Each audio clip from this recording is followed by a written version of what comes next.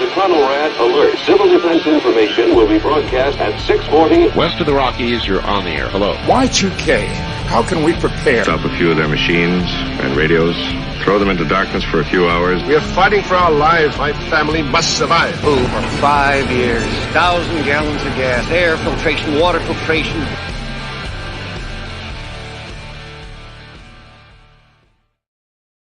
Coming at you from the frozen tundra that is East Central Alberta, Canada. Streaming live on YouTube, Facebook, Twitter, Twitch, Rumble, and Odyssey. Welcome back to the workshop where we create community, find freedom, promote preparedness, and share success. I am Toolman Tim. Today is July 29th, 2023, and this is episode 345 of the Workshop Podcast. How is everyone out there? This is a slightly different Saturday evening episode that we are doing, which is kind of fun. We took Friday, went to the city, picked up our girls, and we're going to have in a moment, of course, I'm going to be joined by my better half, Mrs. Cook, who's hiding in the wings here. But real quick, we'll get the announcements out of the way, and then we'll dive in, guys. I love having you here on a Saturday night. First off, since we didn't have a Friday night episode, Saturday night is here, and so we need to thank our sponsor, and that is Two Chicks Homestead, Aaron and Nate Lemaster. Incredible people, people that we call friends, fellow content creators who share their life, kind of dealing with homeschooling and, how do I want to put this, working within the constraints of the rules that they have to live by, being able to raise their own rabbits. Recently, they've expanded their rabbit hutch. It's quite impressive. Nate did that on the weekend. It looks really, really good.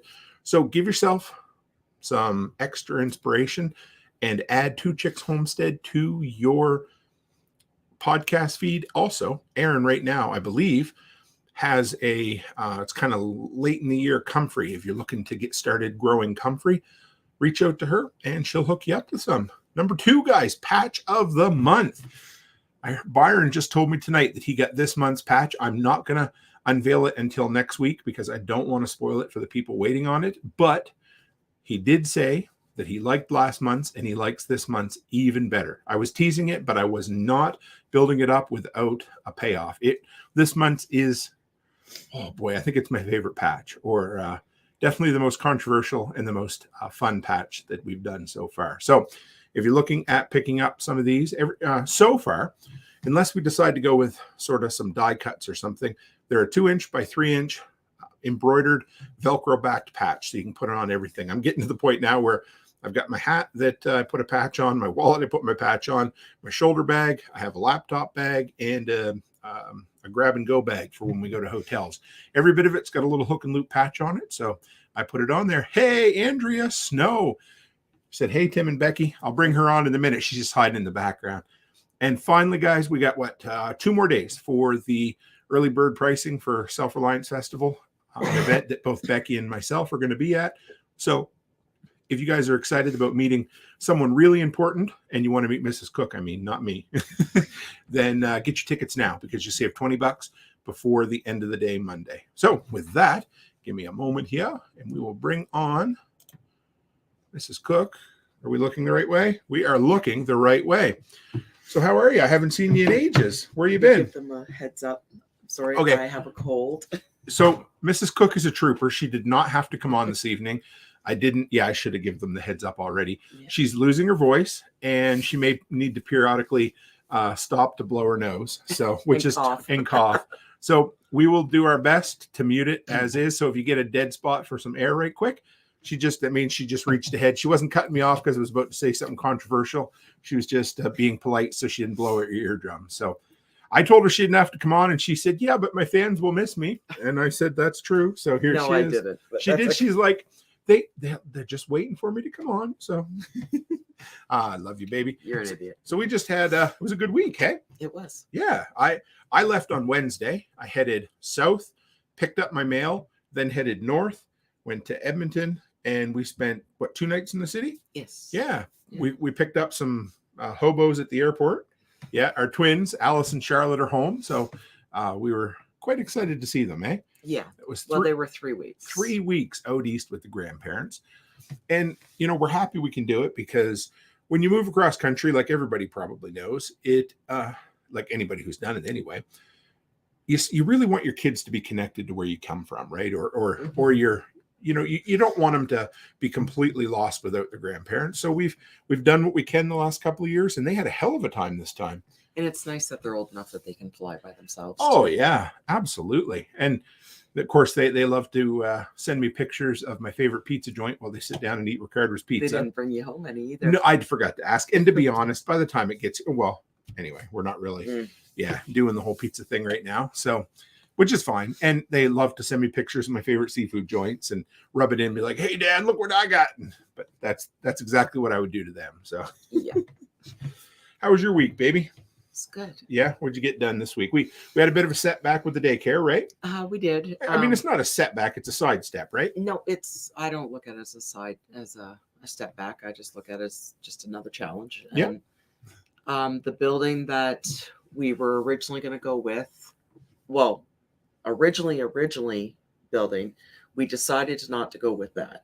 Because there's a lot of renovations involved. There was a lot of renovations, and the landlords wanted us to put in a huge amount of money into a building that we were just leasing. We were And I wasn't fully comfortable with that. So we went with another building, and which was just required a tiny bit of renovations. But unfortunately, there wasn't a big enough spot to have an outside playground. Right. So the town or the city wouldn't approve that. So then I reached out to our realtor and I said, listen, I really want the first original building because it's bigger. It already had a fenced in area. It's more in a residential area, so the city won't balk at it too much. Right. And he went back to the landlords and told them what we wanted, how much we were willing to invest, and what we needed out of it. And actually, they seem quite excited about it now.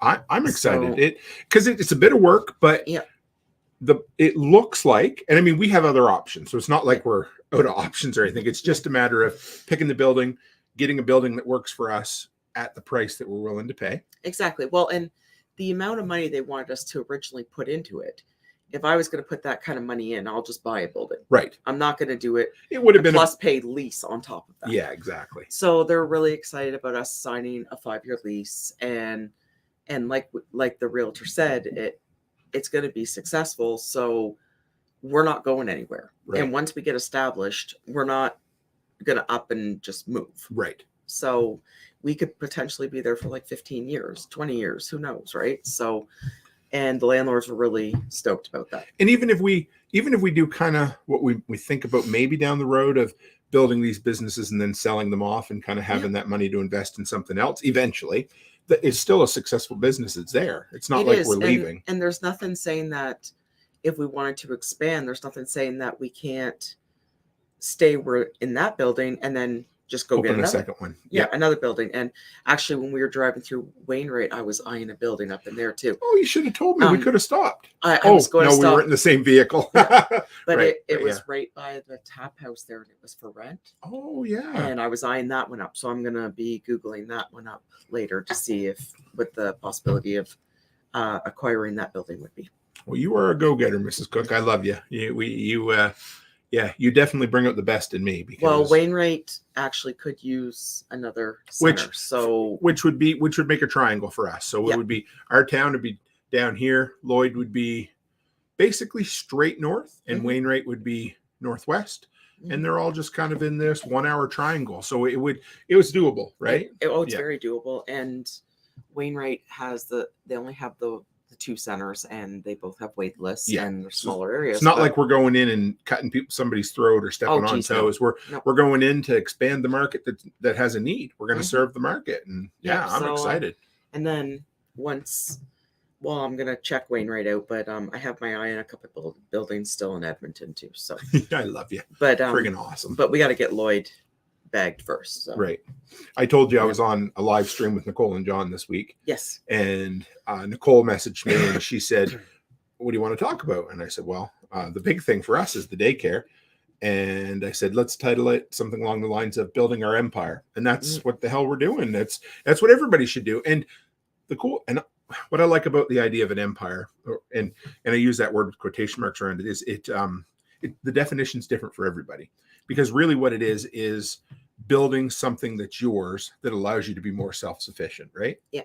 And frig, that's what we're doing, isn't it? Lets us travel. We did the mobile studio thing this weekend, and that worked good. So we're making it work, eh? Yeah, just doing what we can.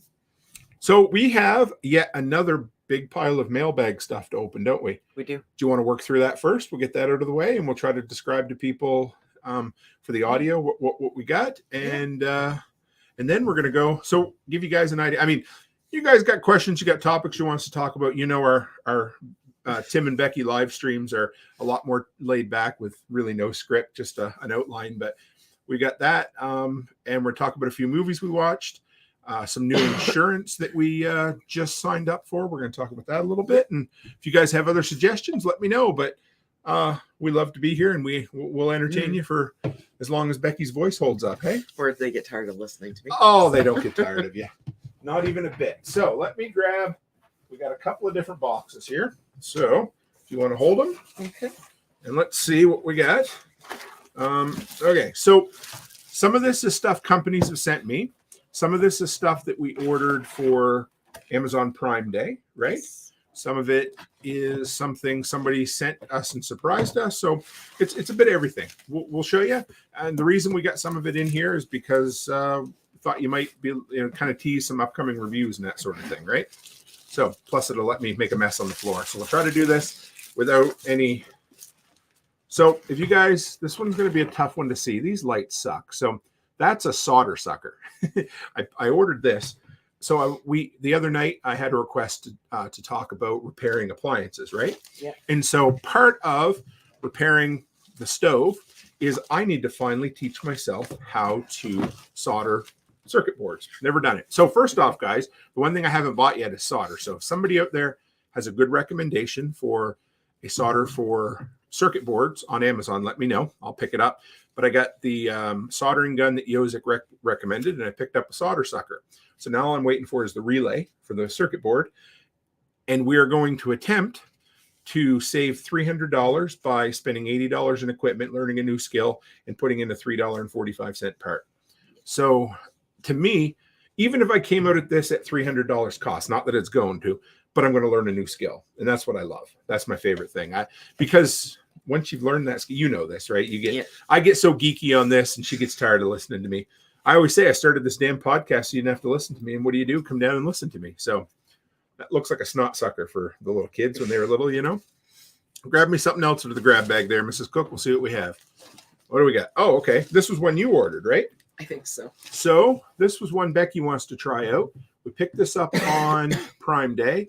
You probably, man, this light is bad. We might have to turn.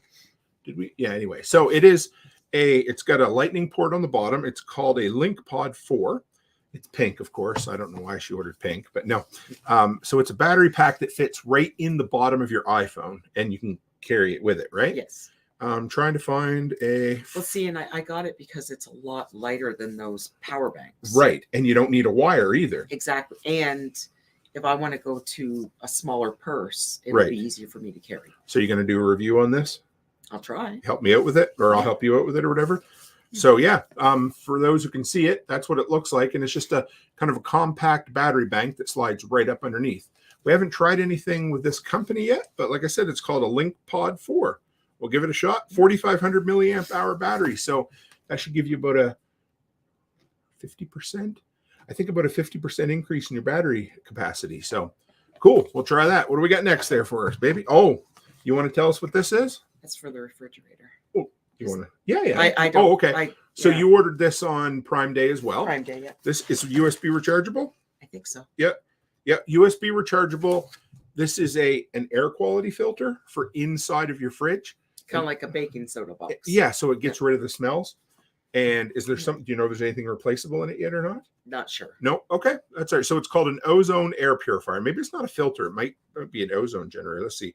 Air disinfectant and purifier, dual deodorizer models, long-lasting battery, and food preservation. I love how they write that. Well, so, but It's a lot nicer than the baking soda boxes. Right. So, Oh yeah. Well, and you I can think knock it them just over and sticks on the inside. So we'll give it a shot. And Yeah. it is made by a company called Trilink. So there's the new one. You'll definitely see some sort of review. I'm telling you, Yeah. I'm gonna get you doing some of these eventually. Okay. So this was one you surprised me. This is one I've had some requests for a while. Mhm. So if you guys have followed me for a bit, you know I've got my choice for refillable butane barbecue lighter. Now, the other day, I thought I'd lost it. I went online to try to order a new one. And the one that I've recommended for many years with some weird made-up Chinese name has been discontinued. Of course it has. And I've had some requests. I think, was it Rachel Brown or Tori? Somebody asked, it may not have been, it might have been somebody else, asked for a recommendation on a USB rechargeable barbecue style lighter. So Mama Bear ordered a couple on Prime Day as well. And Amy has one of these. Amy has one of these as well. So this is also rechargeable, or do we Should know? be, Yep. yeah. Okay. And it is, one of those. It's like let's an see. arc one. Yeah, it's an arc. This one's a blue. It's a cooking or candle lighter. So we're gonna test this guy. Oh yeah, there it is. What do we got? Of course, it's USB micro, but that's fine because I'm a whatever. But let's see if it has any battery in it for those. Sorry about the rattling for those on audio only. I don't know how to do it. All right, so we will figure this out. That's okay. That's cool. Thank you, baby. Andrea Snow says that daycare expansion is so awesome. I'm so excited for you. I've gotten to the point where I need to set up a home visit on our end. Right, kicking ass, Andrea. Isn't that awesome, babe? We're proud of you, Andrea. I don't know if I've asked if you and Russ are going to be at SRF or not, but there is a ton of workshop people going to be at. I'm Yes. stoked. I cannot wait. We're going to have a meetup, and I have a special piece of swag for everybody who shows up, and we meet up in person. So so I'm pretty excited about trying this because I'm always looking for. I get asked a lot, like, do you have a recommendation? And Ryan Buford, he's the king of USB devices. So we will give this guy a go. Oh, maybe there's an on-off here. Let's see. I have no idea. There we go. There it Look at that. goes. Can you see that, guys? There it is. That's actually pretty cool. So, yeah, it has a pink arc All right. Well, we're going to try it out. So, and blue on the bottom. It kind of looks like a vape. It does. Well, when I seen it, I was like, why'd you order me 2 vapes? I can't vape with more than 1 pen at a time. No, I'm just kidding. Let me get it, baby. I can't get it. That's all right. We're going to put that stuff back in the box. Sure. The good prepper that I am, traveling today, my knife is upstairs sitting on the shelf. So just being honest, that's life, isn't it? So, yep. There we go. What a good night. We always have fun. There it is. For those on the audio, we knocked the camera over. So I always love seeing these bags come in the mail. This one is from John and Amanda Willis. Oh, I do not know what this shirt has brought. So here's the shirt. Let's open it up and we'll see. We'll check this out. And then, it's soft too. The new SOE shirt this month says Constitution on it. We the people of the United States. Oh, cool. Check that out. It's got the entire Constitution on the back for those who can't see. There, that's cool. All right. Well, we'll definitely wear. I love these American shirts. Yeah, you cracks do. me up. Where'd you put right there? Okay. So I love getting those shirts from John. Thank you, John. And I do my best to promote his stuff because I believe in it. I carry a wallet. I just ordered a product that I'll show you from SOE this week as well, which was I can't wait to try that out. Let's find another box here. Oh, that one's heavy. Yeah. There you go, hun. Vanna White. All right. So I'll show you guys this one quick. I told you about this before. This is the Anchor extension cord. It has the ball on the end. You just saw a review on it, but this is the 10-footer. So I thought it was time to up my game. I needed something just a little bit better, a little longer, because the 5 just doesn't quite cut it in a lot of hotels.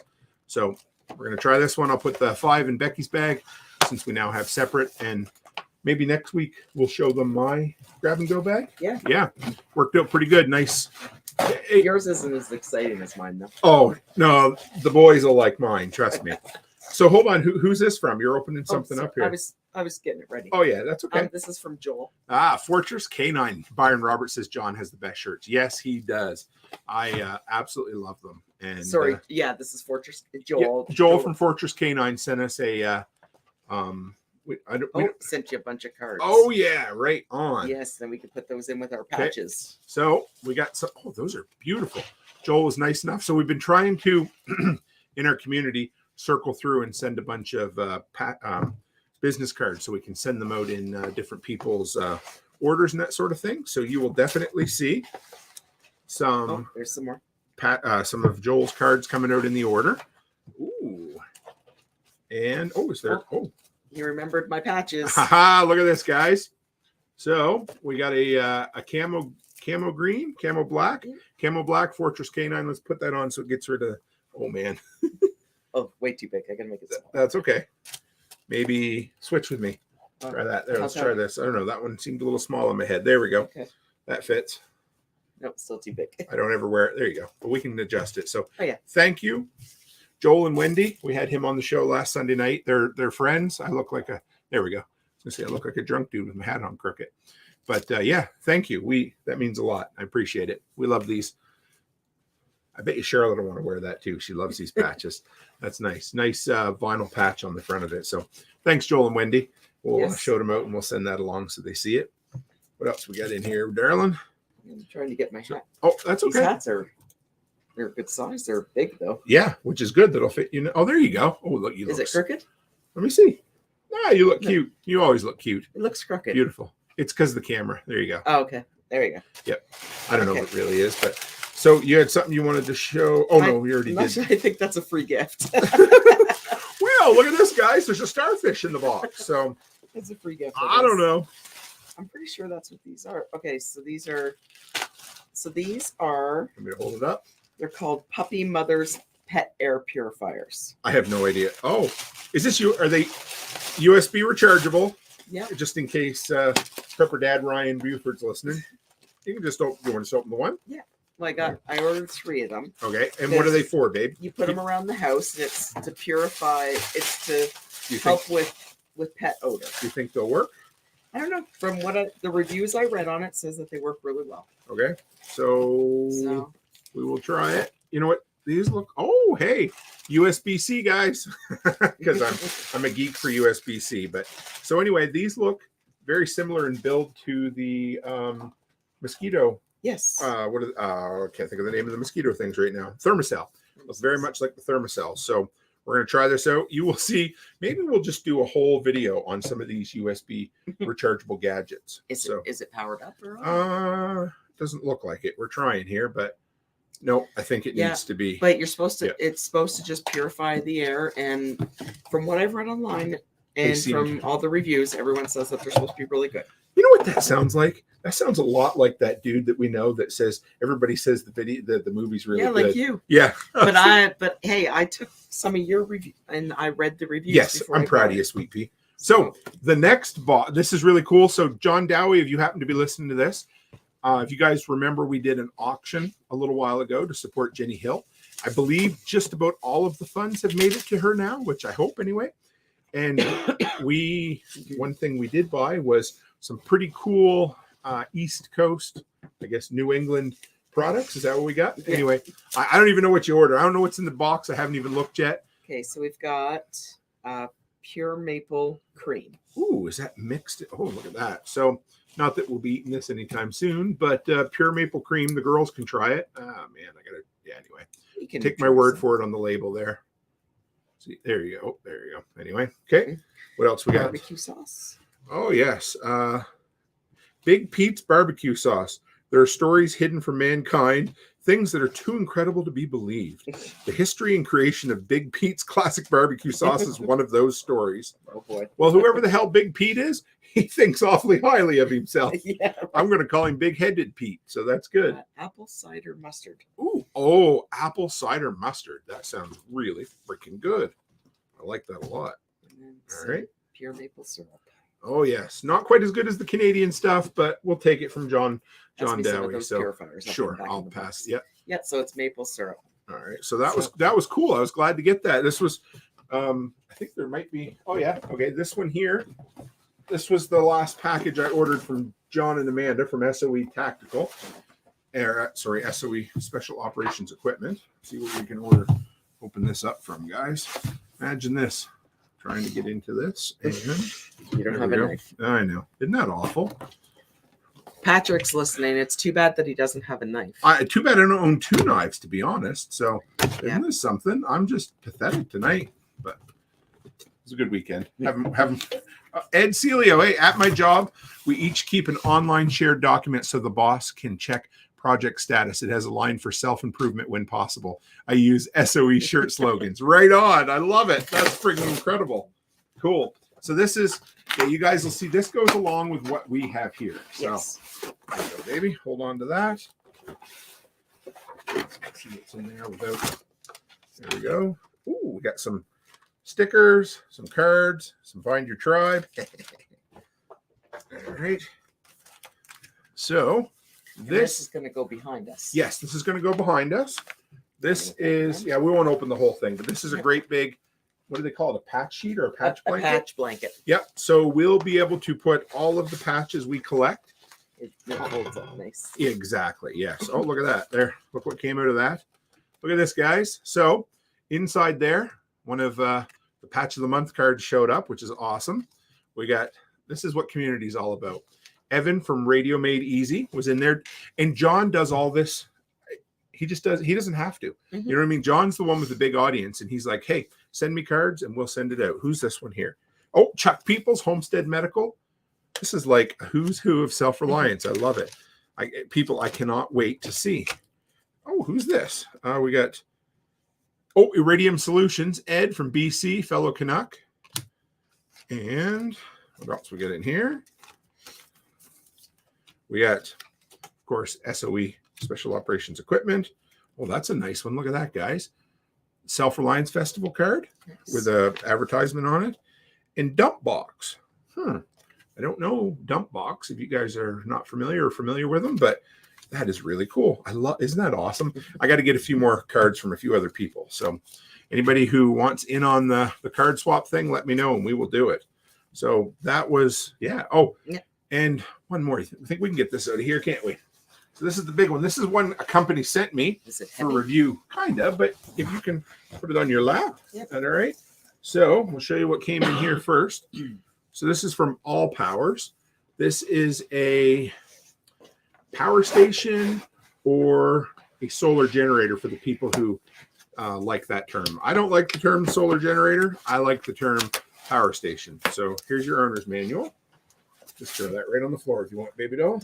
Oh, so here is the bag. You guys get the unboxing, and there's going to be a big review on this coming up. So if it's a product that I like and I'm willing to do a good review on, there's going to be a 25% off coupon on this product. So that's kind of cool. I was excited about that. I said, can you send me a coupon for the workshop community and 25% off? So solar cables. Oh, guys, I like this design even better than the last one I had. Check this out. This is just a standard power supply cable that would fit into a normal computer, that sort of thing. That's a check in its favor right there because I love universality. So back into the little, and it has a pouch, a little bag to hold everything. Yeah, I'll get it. Don't worry. This one's 600 watts. Oh, so they'll get a 25% coupon? I'm not, remember, this is just an unboxing. It's not a review or an endorsement. This is just showing you what companies have sent. So let's see if we can do this. 12 volt. It's got a 12 volt outlet on it. Has, what do we got there? 110 outlet as well. Another 110 right there. Digital display on the front. 2 USB-Cs, 2 USB-As. And powered up. Even powered up. This thing's heavy. So this one has 600 watts with it. The last one only had 500. So we're going to test it out. It's got a wireless power on the top. What do we got? More cords, storage on the side. So yeah, look forward to an All Powers power station review coming up in a little while. Now there'll be a review whether it's a good product or not. And if it's a good product, there will be a 25% off coupon to come along with it. Nice. And if it's a bad product, you guys will enjoy seeing me review a bad product. But I'm pretty excited about it because I've read good things about that product. and we'll see. But it is what it is, isn't it? Yeah. So it's kind of fun when we get this. Byron says Dump Box has some great patches. Okay. We'll have to check them out. So you look cute in that hat. And here I am, don't even have my boonie hat tonight either. So Put Joel's hat on. I will after. It's a little small for my head, but Seriously? it fits you. Yeah, but I got this great big melon that's about the size of 3 coconuts. So it's not his fault. It has a stretchy expander on the back of it. All right. Well, so do my pants, but they don't fit me either. So Jesus. And it's got extra Velcro for your big head. All right, well, yes, it's fine. Look, there you go. How's that look? Does that fit me? Yes. Is that good? Okay. Yes. I didn't want to insult Joel, and here you are forcing me to put a hat on, and I thought, oh, there we go. How's that? There. Looks beautiful. And it hides the glare. Smart ass. You know, I was hoping she'd lose her voice today, guys, and yet she's like, "Nope, I need to come on. My audience awaits, right?" So, no, I don't want you to lose your voice. I would feel bad. So, Well, it just means it gets a couple days at home. that's true. Yeah. So that was that's what we got this week. Byron says he has the same problem with hat sizes. I'm a 7 7/8. An 8's a little big, and 7 3/4 is too tight. So I can feel it going like this as I'm sitting here. Okay, well let's just so just for an example, it has an extender right here, plus an extra Velcro piece to make it bigger. Oh, it for fits. your big melon. It fits around my head, just not down on my head. There you go. There you go. As I sit here talking, it's like, no, that's not bad. There. And the wind will come and go, ooh, there it goes. So see, there you go. It fits. It looks it doesn't fit. Does it keep going up? Yeah, I can't wear it. It's okay. You wear it and I'll give the other one to Charlotte. So this is what happens with me. I told you. Hats. But thank you, Joel. I love you, brother. And we'll spend lots of time together at Prepper Camp. So that's why I have my Like the boonie world's hat. biggest head. No, I don't. Our son has the world's biggest head, and he'll be the first to tell you. So we're not making fun of him. But at least, see, he still has hair. So speaking of the world's biggest, what the hell are you laughing? Now she's going to turn red. I said, speaking of the world's biggest, where the hell did you think I was going with that one? Just No say, idea. yeah. Anyway, what I was going to say was, every time we go to the city, I don't like to speak in absolutes. Quite often when we go to the city, Mrs. Cook is like, could we pick something up while we're there? And I'm like, well, sure. What's this? She goes, it's nothing big, I promise. I said, okay. I know. And I did know. not. I knew it was a bigger size. I did not know it was that big. So well, that's what she said. That's what she said. Yeah. Yeah. So the suspense is killing me. But anyway, she said, could we pick this up while we're in the city? Yeah. You know what? One. I did good because I asked before I committed. Yeah, you did. But here's the deal. She still would have said yes anyway.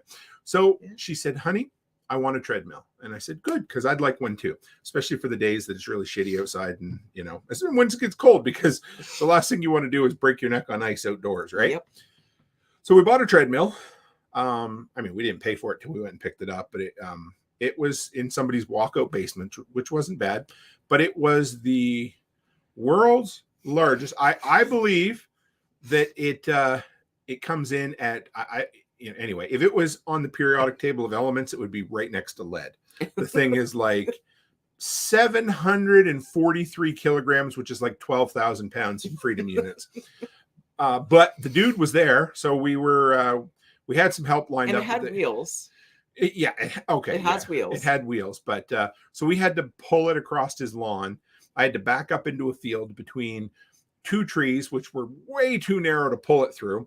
And the field was full of those like pricky briar plants. Whatever, Anyway, so we go and pick it up on Friday night, Yep. which is fine, whatever. And then we had to strap it down on my truck, but it was too long to stay. It stuck out over the end of the tailgate.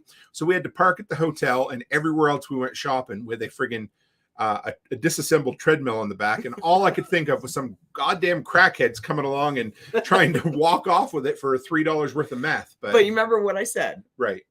With the weight of that thing, if they got that off the truck and took it, Yes. they earned it. Absolutely. So more power to them. So my son came over, God bless his heart, because this old man can't lift like he used. No, I can still lift, but we needed 2 of us. So he come over and give me a hand, easing it down the stairs.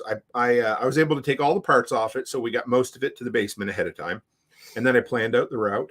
and we got it all the way in, and we tied a ratchet strap to it, and he lowered it down the stairs as I stood at the bottom, hoping that it wouldn't crush me into, turn me into a quadriplegic. And we survived. Yeah, and just putting it out there, it now forever lives in the basement. Yes. It'll never leave. I mean, this thing is, I don't, whatever. Okay. I think I need a saying that is bigger than built like a brick shit house. I have no idea. Like built like a fucking bomb shelter. I don't know, sure. But it forever will live in the basement. Oh, 100%. Yeah. Even if it like breaks down and stops working. Chris Dixon says that his workshop is where treadmills come to die. I will say there was about 20% of me who thought, can I talk Becky into keeping it in the workshop? And then I'm like, fuck, I don't want to have it in the workshop because then I'm always going to be complaining that it's in the workshop. So it's in the basement. It'll be a good spot for it. And we'll set up a really good spot for it. And this is where it will live forever. And we are going to commit to it not becoming a coat rack for at least 3 months. But you know what, though, with it being in the basement, it can't become a coat rack. No, it can become a blanket holder instead. So that's cool. But yeah, no, I'm excited. We've been, anyway, we're doing good. Let's just leave it at that. We're excited. I'm really excited about this because I used a couple of treadmills just like it at the hotels this weekend throughout this last week. And they're, it's sturdy. It's going to hold up to my ass. I'll tell you that. Well, so. and it's a stepping stone too, because eventually if, something ever happens to it, I want to get one of those Pelotons. Yeah, that'd be cool. Yeah. Well, but we need to make sure that this coat rack this treadmill will use this time because we will. I'm joking because it's funny and it makes for good radio. Well, and Charlotte wants to use it too because she does track. I still don't know how she's going to practice hurdles on it, but I could do it. She doesn't want to do hurdles. but she does hurdle. Like I could go down there with a yardstick and she could like jump over the yardstick while she's on the treadmill. Could you imagine? Ends up dying. So going through the brick wall. It's like.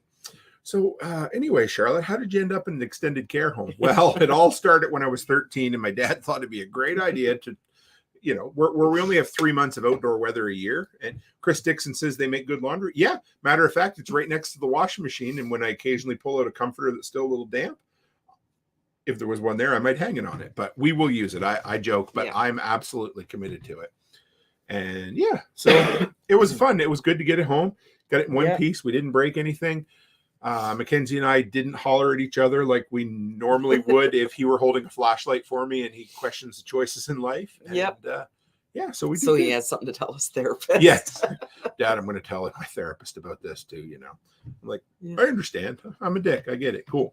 I told my therapist that you hollered at me. So you signed us up for some insurance. I did. What kind of, I think I knew it existed, but I didn't really know about it. And you're like, oh, honey, I want to surprise you, which is cool. So tell the people about what you got. I can't remember what it's called. I can't remember. But right off, but what kind of insurance it is. And we can. Well, town, our town has a really, really bad reputation for water lines. Yeah, almost always water lines, not sewer. Or anyway. Not sewer, just water lines.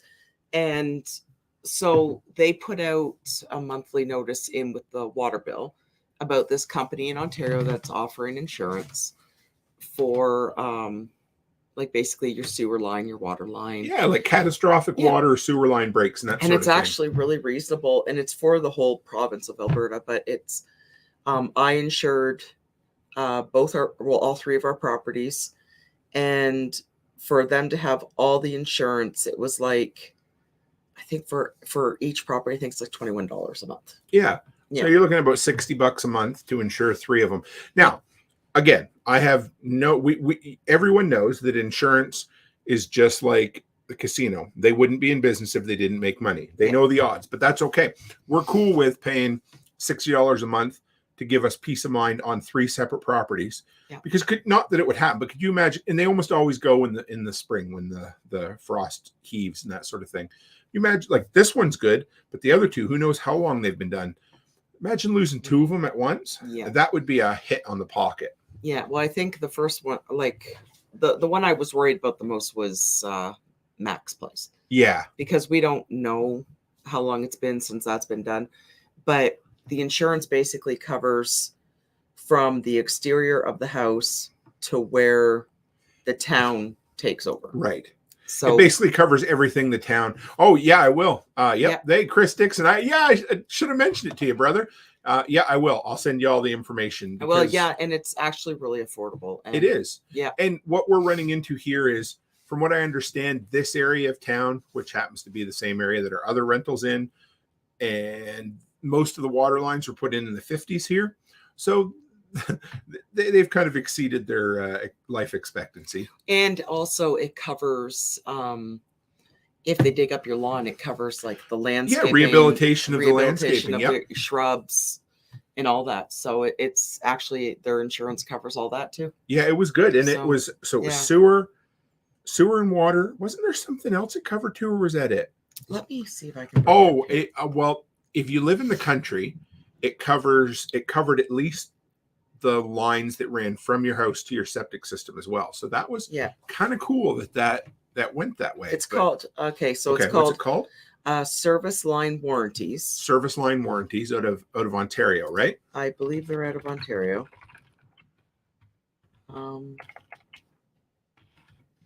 So it's exterior water service line coverage for $6.30.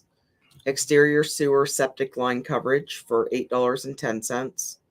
And interior plumbing and drainage coverage for $9. Oh, so it covers if we have a sewer backup, or so it's $23.40. There you go. So it covers all that, and you can choose. So if you didn't want flooding in your basement or whatever, but that would have been nice for that rental we looked after for a while in Macklin.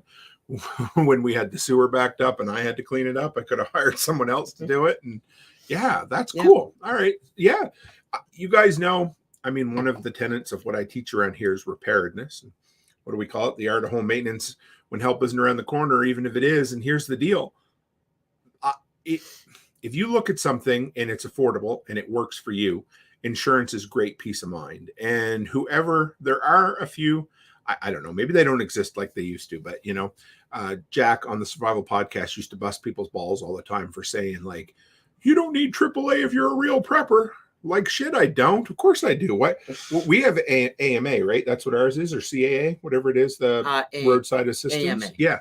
Roadside assistance. Why wouldn't you? Because again, it gives you peace of mind, and you're kind of you're kind of leasing your preps up front, right? Exactly. Over a period of time.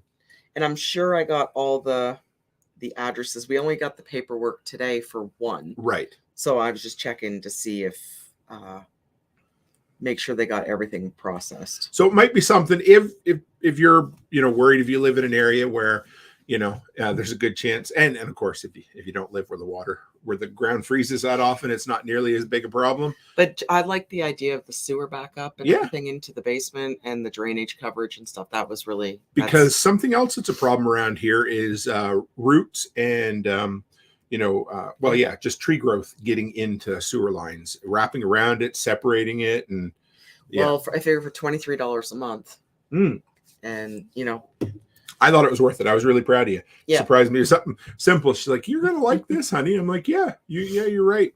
But Dixon, I'll send that to you after the show for sure. Definitely.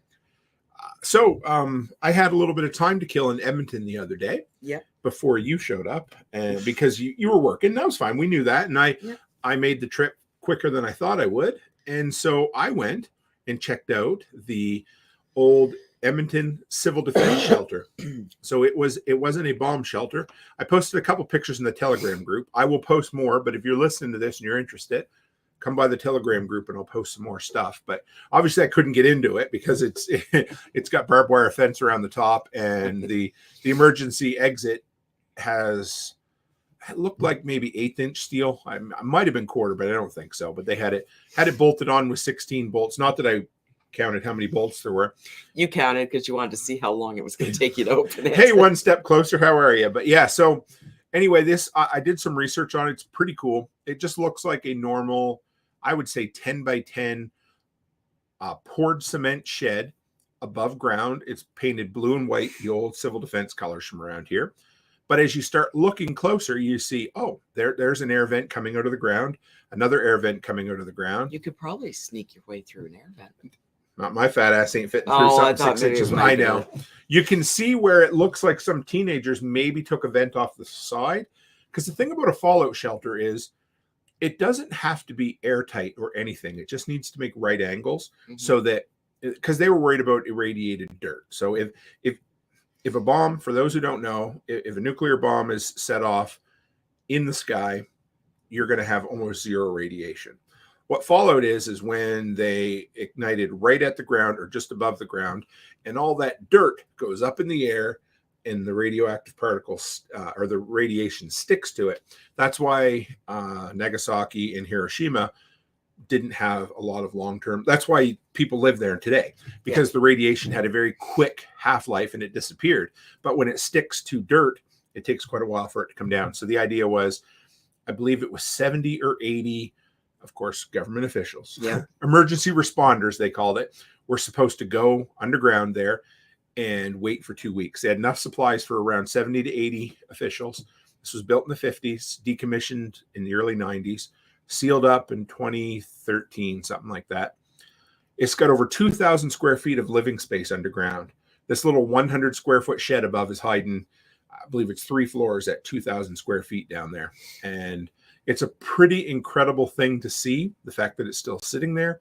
I enjoyed it. I took a lot of footage from around the outside. They're actually upgrading a bunch of sewer lines behind it, I think it was sewer lines that run across the river. So they've got everything fenced off, which sucks because I could have got a little closer to see the front of it. You know, I'm sure they'll be done soon. Oh, no, it said 2024. So, well, I know. Next summer. Yeah. So it was kind of cool. It was definitely neat. If anybody wants to check it out, you can literally put it into Google Maps and put in Edmonton Civil Defense Shelter, and it comes up on Google Maps. So it was I enjoyed it. I knew it wouldn't necessarily be something you were interested in, but if I could have gone in, maybe. Oh yeah, that would be awesome if they could rehabilitate it to turn it into some sort of museum or something. But you could see where they had a natural gas hookup to it many years ago. That's been disconnected, but all the original vents are still there. It was a cool time capsule, and the crazy thing is, it's like, I don't know, 6 blocks from a major highway. It's 20 feet, 30 feet from a major paved thoroughfare. Like, it's right there, but it's just sitting there and completely ignored by almost everybody. It's in a corner right on top of a hill going down into a valley, but it shares a back alley with a neighborhood. So it's not like it's hidden, but then the back entrance is right there in the woods. So it was cool. I enjoyed getting to see it. And what'd you think of my new portable studio setup at the hotel? Wasn't too bad. Yeah, it worked better than expected, didn't it? Yeah, no, I thought it looked good. Chicken Hawk, if you guys know who he is, you should check him out on YouTube, because he's been YouTubing for a long time, and he's pushing to get full time eventually. But he asked for kind of a review on the back. Martinson said lost in plain sight. That's exactly what the shelter is. It's just there. It's background noise for just about everybody, but they've never been willing to tear it down, which is a bonus. I just think I would be really nice if they would open it up, or I would pay money to go down for a tour. It'll probably be too much of a I know. The government would be fucking, we can't do this because somebody might die. Well, yeah. Well, in all fairness, we are talking about Edmonton. That is true. Oh, yeah. We're talking about that idiot that even went in that art thing. Oh, true. So, okay. I wouldn't trust any of them. Let's back it up. So there's a highway in Edmonton, and it's called the White Mud. Yes. I'm not sure where the name comes from, but whatever, doesn't matter. As you're driving along, the first time we went to Edmonton many years ago, I'm like, what the hell is that thing? So, those balls that you hang on, fancy, like, strings, and postmodern Christmas trees and stuff, or like, okay, yeah. Say you go to like some Christmas shop where they're going to charge you $8,000 for a Christmas tree, and all it has on it is silver decorations, and all they are is these silver balls. Well, what this looks like is a stack of those, except it's friggin' 15 feet high, and it's in the shape of a pyramid. So it's the dumbest looking thing. They hired somebody at one point to do a piece of modern art to display on the side of a friggin' highway. Like, it makes no sense. You go by and it is the ugliest old thing. And I didn't think it would soon be a shooting gallery without police presence. Yeah. So I didn't even think you could fit inside, but some jackass slid themselves down between the balls and had to be cut out with the jaws of life by the fire department.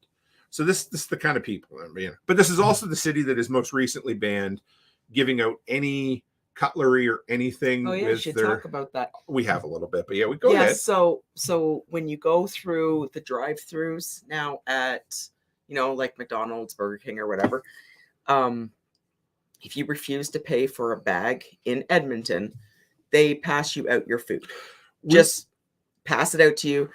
So we watched that this morning. Yeah, We were waiting so they'll for just coffee. pass you your French fries. So meanwhile, while they're passing it out, they could hack on it.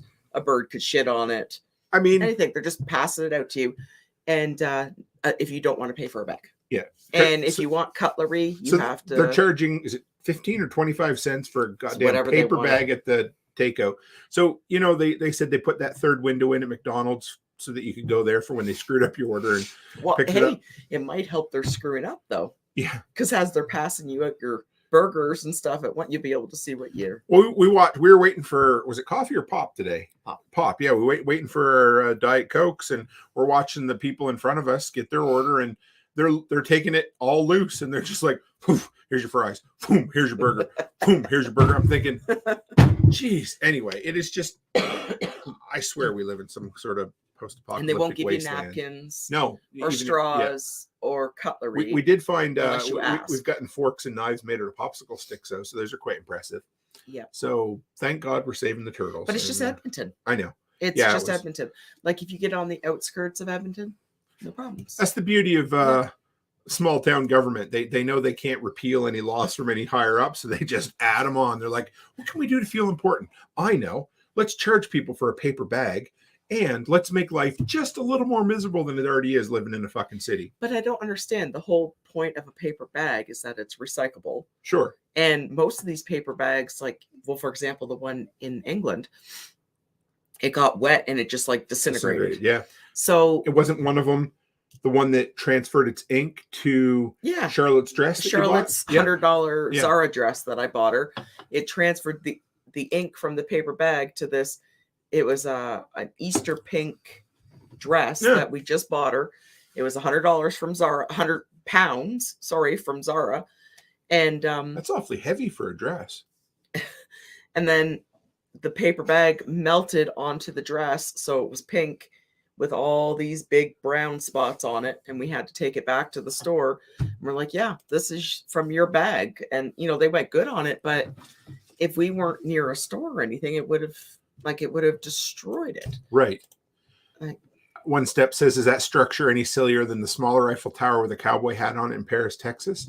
I don't know. So it's ridiculous. And I think it was just a make-work project that the government needs to spend money on. Yeah. So in case anybody wants to see it, this is the man gets trapped in. Let's see if we can present. It's the dumbest looking thing. Screen. You guys need to see this. So I'm sorry for anybody on audio. You're going to miss out ever so slightly, but once it wants to load up. So here you go. That is what is considered modern art of some sort or another.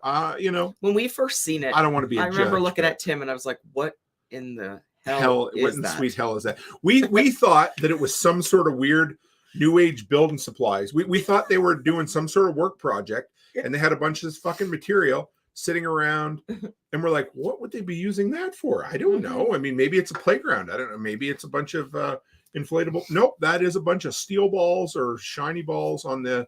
I haven't seen that one. The blue ring in Calgary. Huh? Should we check this out while we're at it here, guys? What is the one in Huendon? The largest sunflower or something? No, it's in Cadogan. No, sorry, Chauvin, and it's the world's largest softball. Okay, no, but there's one in Huendon.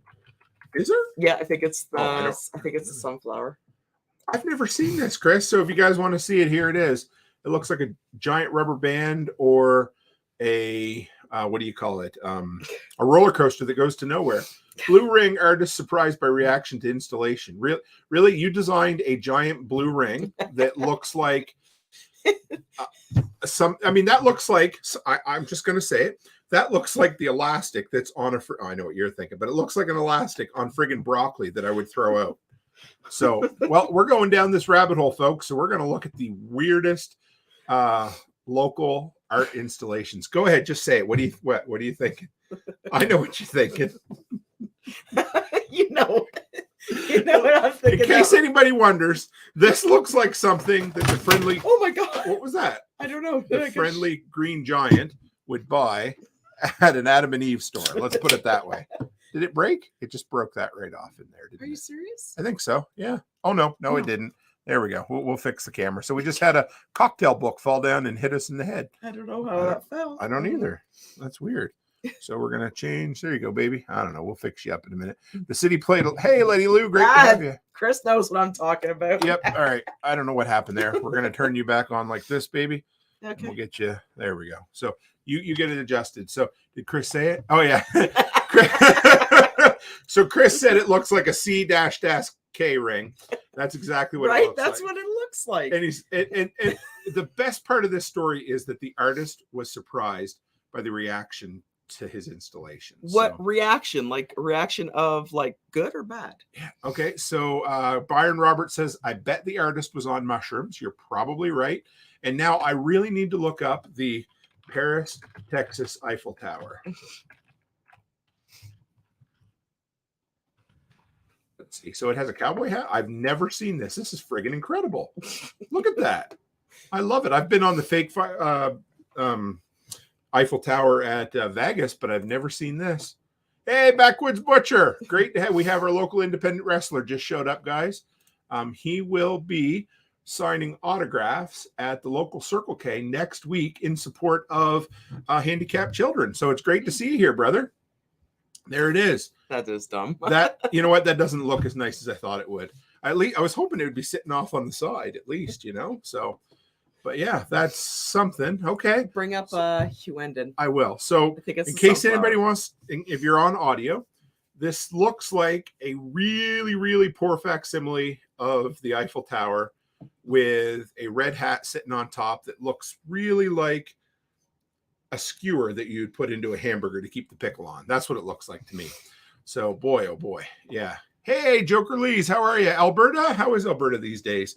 Last few days has been smoke free, hasn't it? And it's actually, and the temperature has been really nice. Yes, that is true. Yeah, Backwoods Butcher, he said, bit of a heel move, handicap them and support them. Yeah, well, you know, I mean, at least that way you're creating a circular economy that supports itself. So that's great. So what was the next one? We need to look up the giant eyeball in downtown Dallas. Okay. Look up my Huendon one first. Are you sure there's something in Huendon? Huendon, giant sunflower. World's largest. No, that's just a sunflower. It's not even that big. No, I believe. Look it up on your phone while I'm doing this. Okay. World's largest. You guys got to see this softball. So you ever hear when people say you need to check out the world's largest whatever, and it's almost always a disappointment? Well, here it is. Where did we lose our screen? I think we lost our screen. So top screen. I need to show you guys that. Oh, you're really low there now, Mrs. Cook. I know, because I can't fix it. I know. I'll fix it later, but we got you on there. So who do we got in here? The Golden Driller in Tulsa ranks up there too. And Byron Roberts says, here in town is a whole park of weird sculptures. You know where else there were some weird sculptures? When we stayed in Omaha. What is it? What's Omaha, the city where we stayed there? Right? Or Omaha, Nebraska. Yeah, Omaha. Yeah. We stayed in Omaha. That's right. The city. That is the city. So the interstate goes right. There's a big kind of interstate that goes over. There's this bridge with all this Game of Thrones looking sculptures on the. I don't know what it's for, but it's rather odd looking. Didn't you think, hon? I'm trying to think what you're talking about. Yeah. Remember when we stayed in Omaha? That's where. By the at-home place. Yeah, and remember it was that? It looked like a whole bunch of swords and stuff. Yeah, I have no idea what it was. That's really weird. It'll take a minute for it to get you. Oh, no, it's buzzing again. We'll get you in. Maybe it's the hat. Let's try. Leave my hat alone. Yep. All right. Well, I can't get the world's largest softball to show up. I was trying to get it to show up for you guys. So Letty Lou says Chicago has the Picasso and the Bean. Really? I didn't know that. Martinson says Flintabaddy float. Let's see if I can pronounce this, guys. Flintabaddy Floatin in Flin Flon, Manitoba. Try saying that 6 times fast. So why can't I get you to come back into? Right there. Brown-eyed Susan, the sunflower. But it's not the world's largest anything. It's just it's just a little metal sunflower that they stole from somebody. That's all it is. poor honey. Do you want me to move us to one camera, you think, or does it matter? Can you get it to come in? All right. There we go. There it Now goes. you're back. All right. Donalda has the world's Donalda has the world's largest oil lamp. Isn't that special? Cool. These are all in Huendin. All right. Which is near us, guys, in case you're wondering. It's the brown-eyed Susan sunflower. All right. So I'm going to show you guys the world's largest softball. So apparently Susie. the Her name's Susie. Susie the softball. Yeah, that's actually kind of cute. So there it is. It was very disappointing the first time I saw it. It wasn't even that big. There it is. It's advertised to 6 foot in diameter. I'm thinking if you got the world's largest something, I think it needs to be a little wider than 6 feet. But so there it is. The world's largest. Oh, let's show them this too. This one looks like, all I can say is it looks like a torso of a woman. That's what I thought it was when I first saw it. So locally, you guys need to see this. Is hilarious. They play a game called Bones in Macklin, which is kind of cool. I've played it before, but it was originally made from horse bones, where they would just stand a bunch of horse bones up and people would sit around drinking beer and throwing balls at the horse bones, or a different color bone at the bones and knock them over. And it's become world famous in the little town of Macklin we live in. And this thing, we're next to where we live, sorry. And this thing is supposed to represent the little horse bone that they knock over, except it looks like a giant set of boobs. I think it looks like the leftovers from a serial killer. Well, I mean, it looks like the boobs. Disembodied torso of a female. And I think it has a door that you can actually go in it too. Yeah, well, you need that's for the gynecologist to inspect, I guess. I have no idea. It blows my mind. So yeah, it's actually. Joker Lee says, does Vagerville have the world's largest Ukrainian style Easter egg? I think so. They probably do. Yeah. Man, Backwoods says there's a whole bunch of weird modern art in the park in my hometown. Now it's a tourist trap, so they have to pretty it up to hide the people who actually live there. Oh, yeah, I believe you. And Lundor has a giant goose. Austin's got a steam engine on a pedestal. Gladstone's got a funky rock with a top hat on it. My hometown, not my hometown, this isn't one of those statues, but they have the balancing rock. Remember the balancing rock?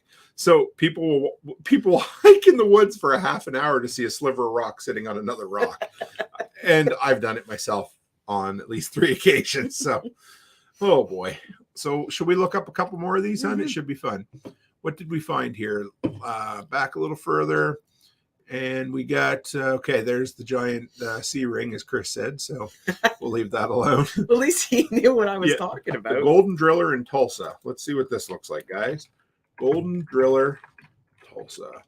Did anybody hear about I think it's going to be in Oklahoma, the new theme park? Oh, yes. Yeah. I'm actually kind of excited about that. Dude, that guy looks really proud of whatever he's drilling. I really hope he has pants on, because in this picture it doesn't look like he does. It looks like he's got a belt. Okay, so here's the picture in case anybody wants to see it. Yeah, he's got pants on. Yeah, why isn't it showing up over here? Well, the blue ring might work for him. You know what? The blue ring would work for this dude. He looks rather golden. And he has quite the chest on him, doesn't he? Doesn't Drumheller have that big dinosaur?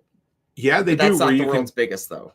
I don't know, but you can walk up inside it and stand in its mouth and look over everybody. It is the dumbest looking thing ever. Yeah, you know who. Yeah, and Backwoods said there's a steel sculpture of the guy who owns all the hotels and restaurants in the town. A bit on the nose. Boy, that is something, isn't it? What else we got here? Morden has dinosaurs. Look up the Ukrainian egg. Okay, world's largest Ukrainian egg. It's in Vagerville, I think. World's largest Ukrainian. Oh man, I can't even tell. Easter egg. Here it is. Egg. He's no big Tex. That's a giant talking cowboy at the State Fair in Texas. So is this it? Vagerville egg. I've never seen this before. Why does we just keep losing the screen? Just keeps stopping sharing here. So let's bring it back up. We'll share it again for you guys. Nope. Stop screen. Share screen. So yeah, this is like a Fabergé egg or something, basically, isn't it? Or a Ukrainian style egg. World's largest sausage. What? Chris Dixon, where's your mind tonight? The world's largest sausage in Mundare is going to go visit the world's largest ring in Calgary, and they're going to have a great time. So here we go. There it is. That is the world's largest. This looks like something you would see in the It's Macy kinda- Day. It it's is kinda pretty, pretty. but it looks Yeah. like a Macy Days parade float, doesn't it? Yeah, but it is kind of pretty. At least it has nice colors. Oh man, I really don't want this in my search history, guys, but here we go. World's largest sausage. Oh my God. Jesus Christ. I give up. I need something to drink tonight. What the hell is that? That looks like, oh guys, for anybody on the audio, that looks like something a dog would leave in your backyard. So there. Why would you even be proud of that? I don't know. I mean, it's the world's largest chunk of meat, I Tim, guess. no. So Tim, no.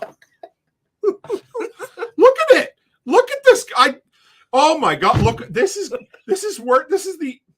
fucking eye cancer. It's awful. So anybody who's watching, like, I can't even decide I know what it looks like, but it looks, I don't, anyway, this is awful. This is one of the worst I've ever seen in my life. And there's an Esso next door, so you can even stop for gas and refreshments. Wow, Chris Dixon, you're bad. This is fun though. So where is this? I think it's right. This.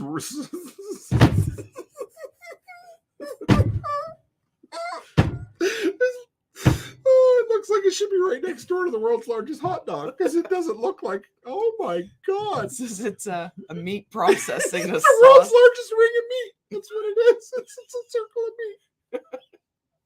meat. Oh fuck! Oh man, now we're in trouble. Oh Jesus, we're gonna get on some list somewhere. I talked about a disembodied torso of a serial killer victim, and now we got the world's largest circle of meat.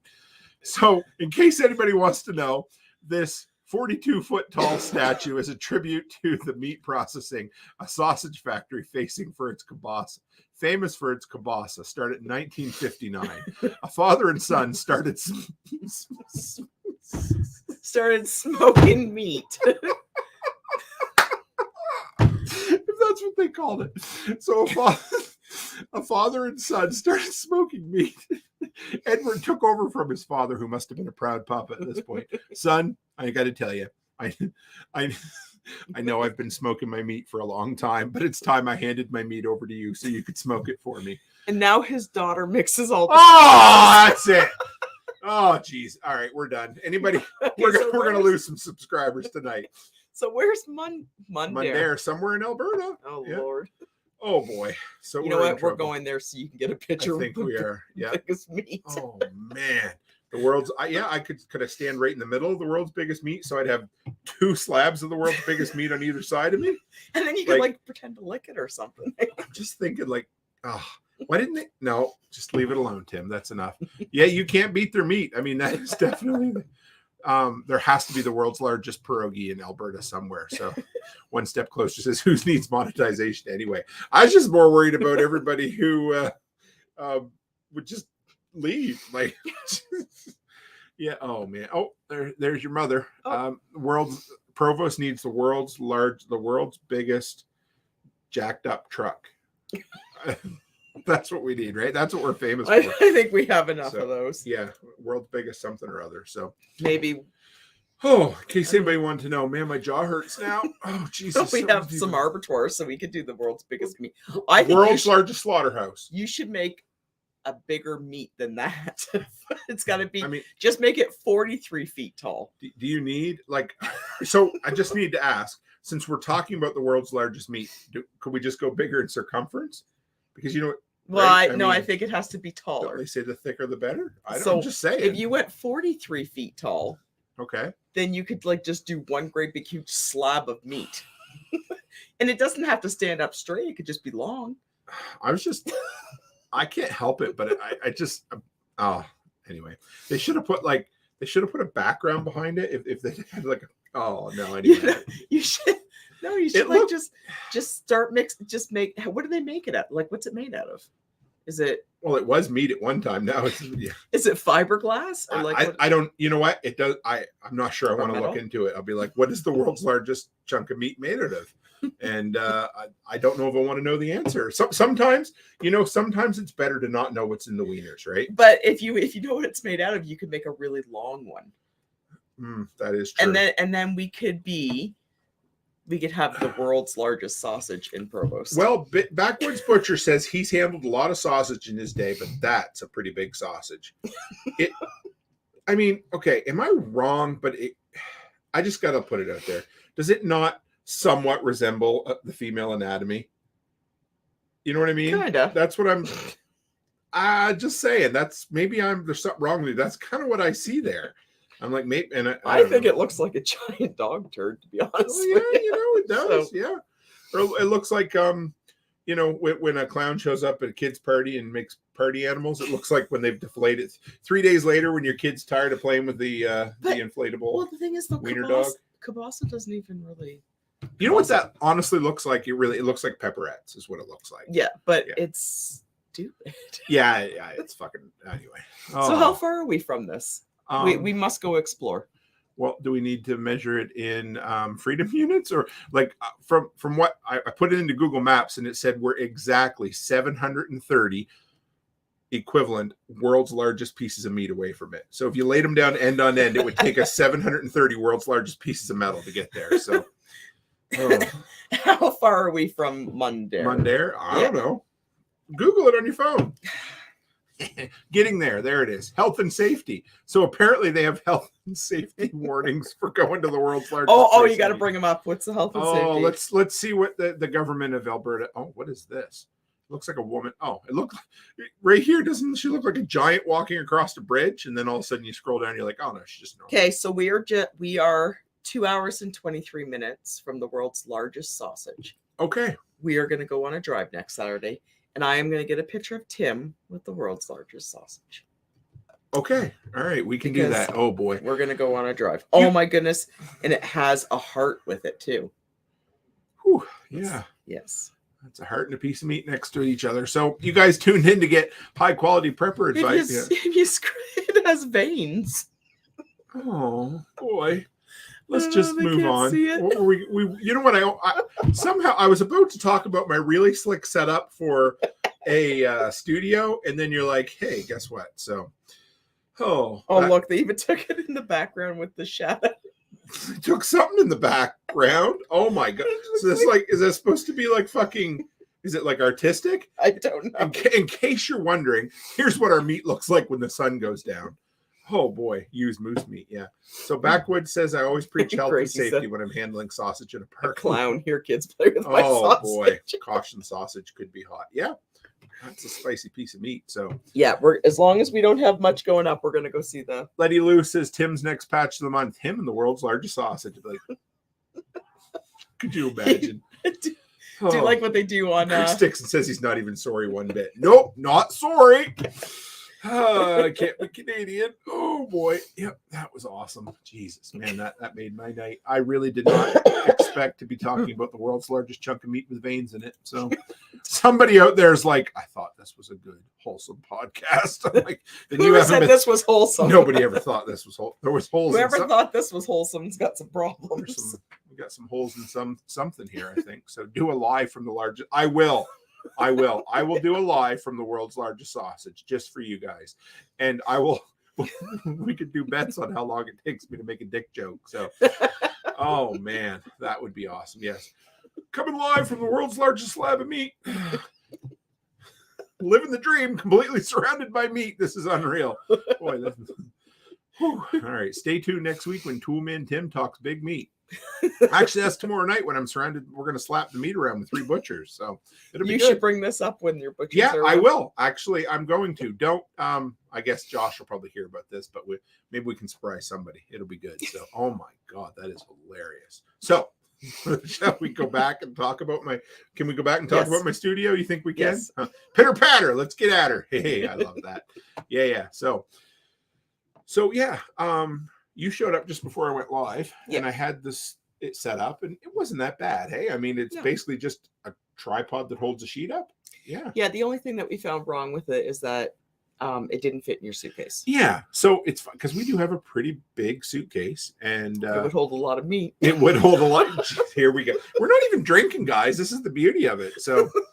But yeah, so everything, it's all about being portable so it can collapse and fit into tight spaces, things like that. But I mean, it's a long, hard metal rod, and it doesn't quite fit in my suitcase, so No. it sucks. Even on an angle, I can't. You ever heard the old saying, "Yeehaw, stick it in grandma if it don't fit, wiggle it a bit." So that's what I've heard. Anyway, so but I even wiggled it a bit, and I couldn't get it into the suitcase, and Becky's gonna pass out. So yeah, so anyway, it's great. I just put it on top of the suitcase, but it worked. So for Jeremy just said Tim has the best tangents on his live streams. Maybe we'll have to call it no holds barred or anything goes, because this is just, it's fun. This is not what the podcast started out as, and it's a lot of fun. And I think here's my deal. I think sometimes we're too fucking serious, and I think it's a lot of fun to. Well, just so you know, this is what we talk about Yes. when we're not on camera. We always talk about stupid stuff like this. This is, every so often I have to let my hair down and be funny. So there's that, right? But yeah, I know anyway. But yeah, but it was good. I enjoyed it. It's set up good because what's his name? Like I said, Jeremy there from Chicken Hawk Farmstead. He wanted to know all about it, and it was good, bud. Like you wouldn't want to set it up outdoor, because one strong gust of wind and that fucker would be three doors down in the neighbor's clothesline. Like it. Yeah, but it's great indoor if you're doing it in a hotel or at somewhere where you don't want people to know that you're at that moment, but it was good. So between the laptop that you picked me up, and we just take our webcams and our microphone right with us, so it's a pretty good setup. I'm going to have it down in the States with me. The only thing I got thinking is on the nights that we do live streams together but apart, I'm going to have to get you a microphone, because I'm going to have that with me. So yes, we'll get you another one. It'll be fun. Yeah, I'll just order one. Sure. Yeah, they're worth having, or I'll order a better one and you can have this one if they make it. I don't know, whatever. No, it's good. Well, maybe I'll take the better one and you can have this one. Yeah, I don't think. Yeah, we'll see about that. So yeah, it was a good setup for what he wanted to know. I don't know what else to tell you about it other than it worked good. It has 4 tiny. They're just like woodworking clamps. Georgetown had a song in a neighbor's. Is that what it is? That's what you said. Oh, one gust of wind in a neighbor's fucking clothesline. 3 doors down. Yeah. See, you could anything you want. I don't know why people don't make more clips from these episodes, because they're absolute fucking gold mines. So, Chris Dixon, I agree with you, brother. Life is too short to be taken so seriously. Yeah. I was on a roll earlier today, and Charlotte showed up, and we got making jokes about Spirit Airline or just cheap airlines in general. Spirit and Flair. Flair, yeah. They were so good, I recorded them so that I would have them, because I think I'm going to use them as material at Self-Reliance Festival. They were some of the funniest friggin'... Anyway, it was good. So I don't know what happened if the meth hadn't worn off from last night, I guess. I don't know, but it was great. Yeah, and speaking of... That's what Charlotte was telling me about Digby. I guess it's become quite a junkie town. Yeah. It's always been. No, it's really bad. Really? That's why they're not allowed downtown. Digby is the town that I grew up in. And I mean, it was the town that we could come and go anywhere we wanted. But I mean, here's the deal. Growing up, we always knew there were drugs around. People would bring drugs in on the wharf from out of country all the time. I down the road found out that people used to make trips to Halifax in the middle of the night to pick up drugs. I mean, call me...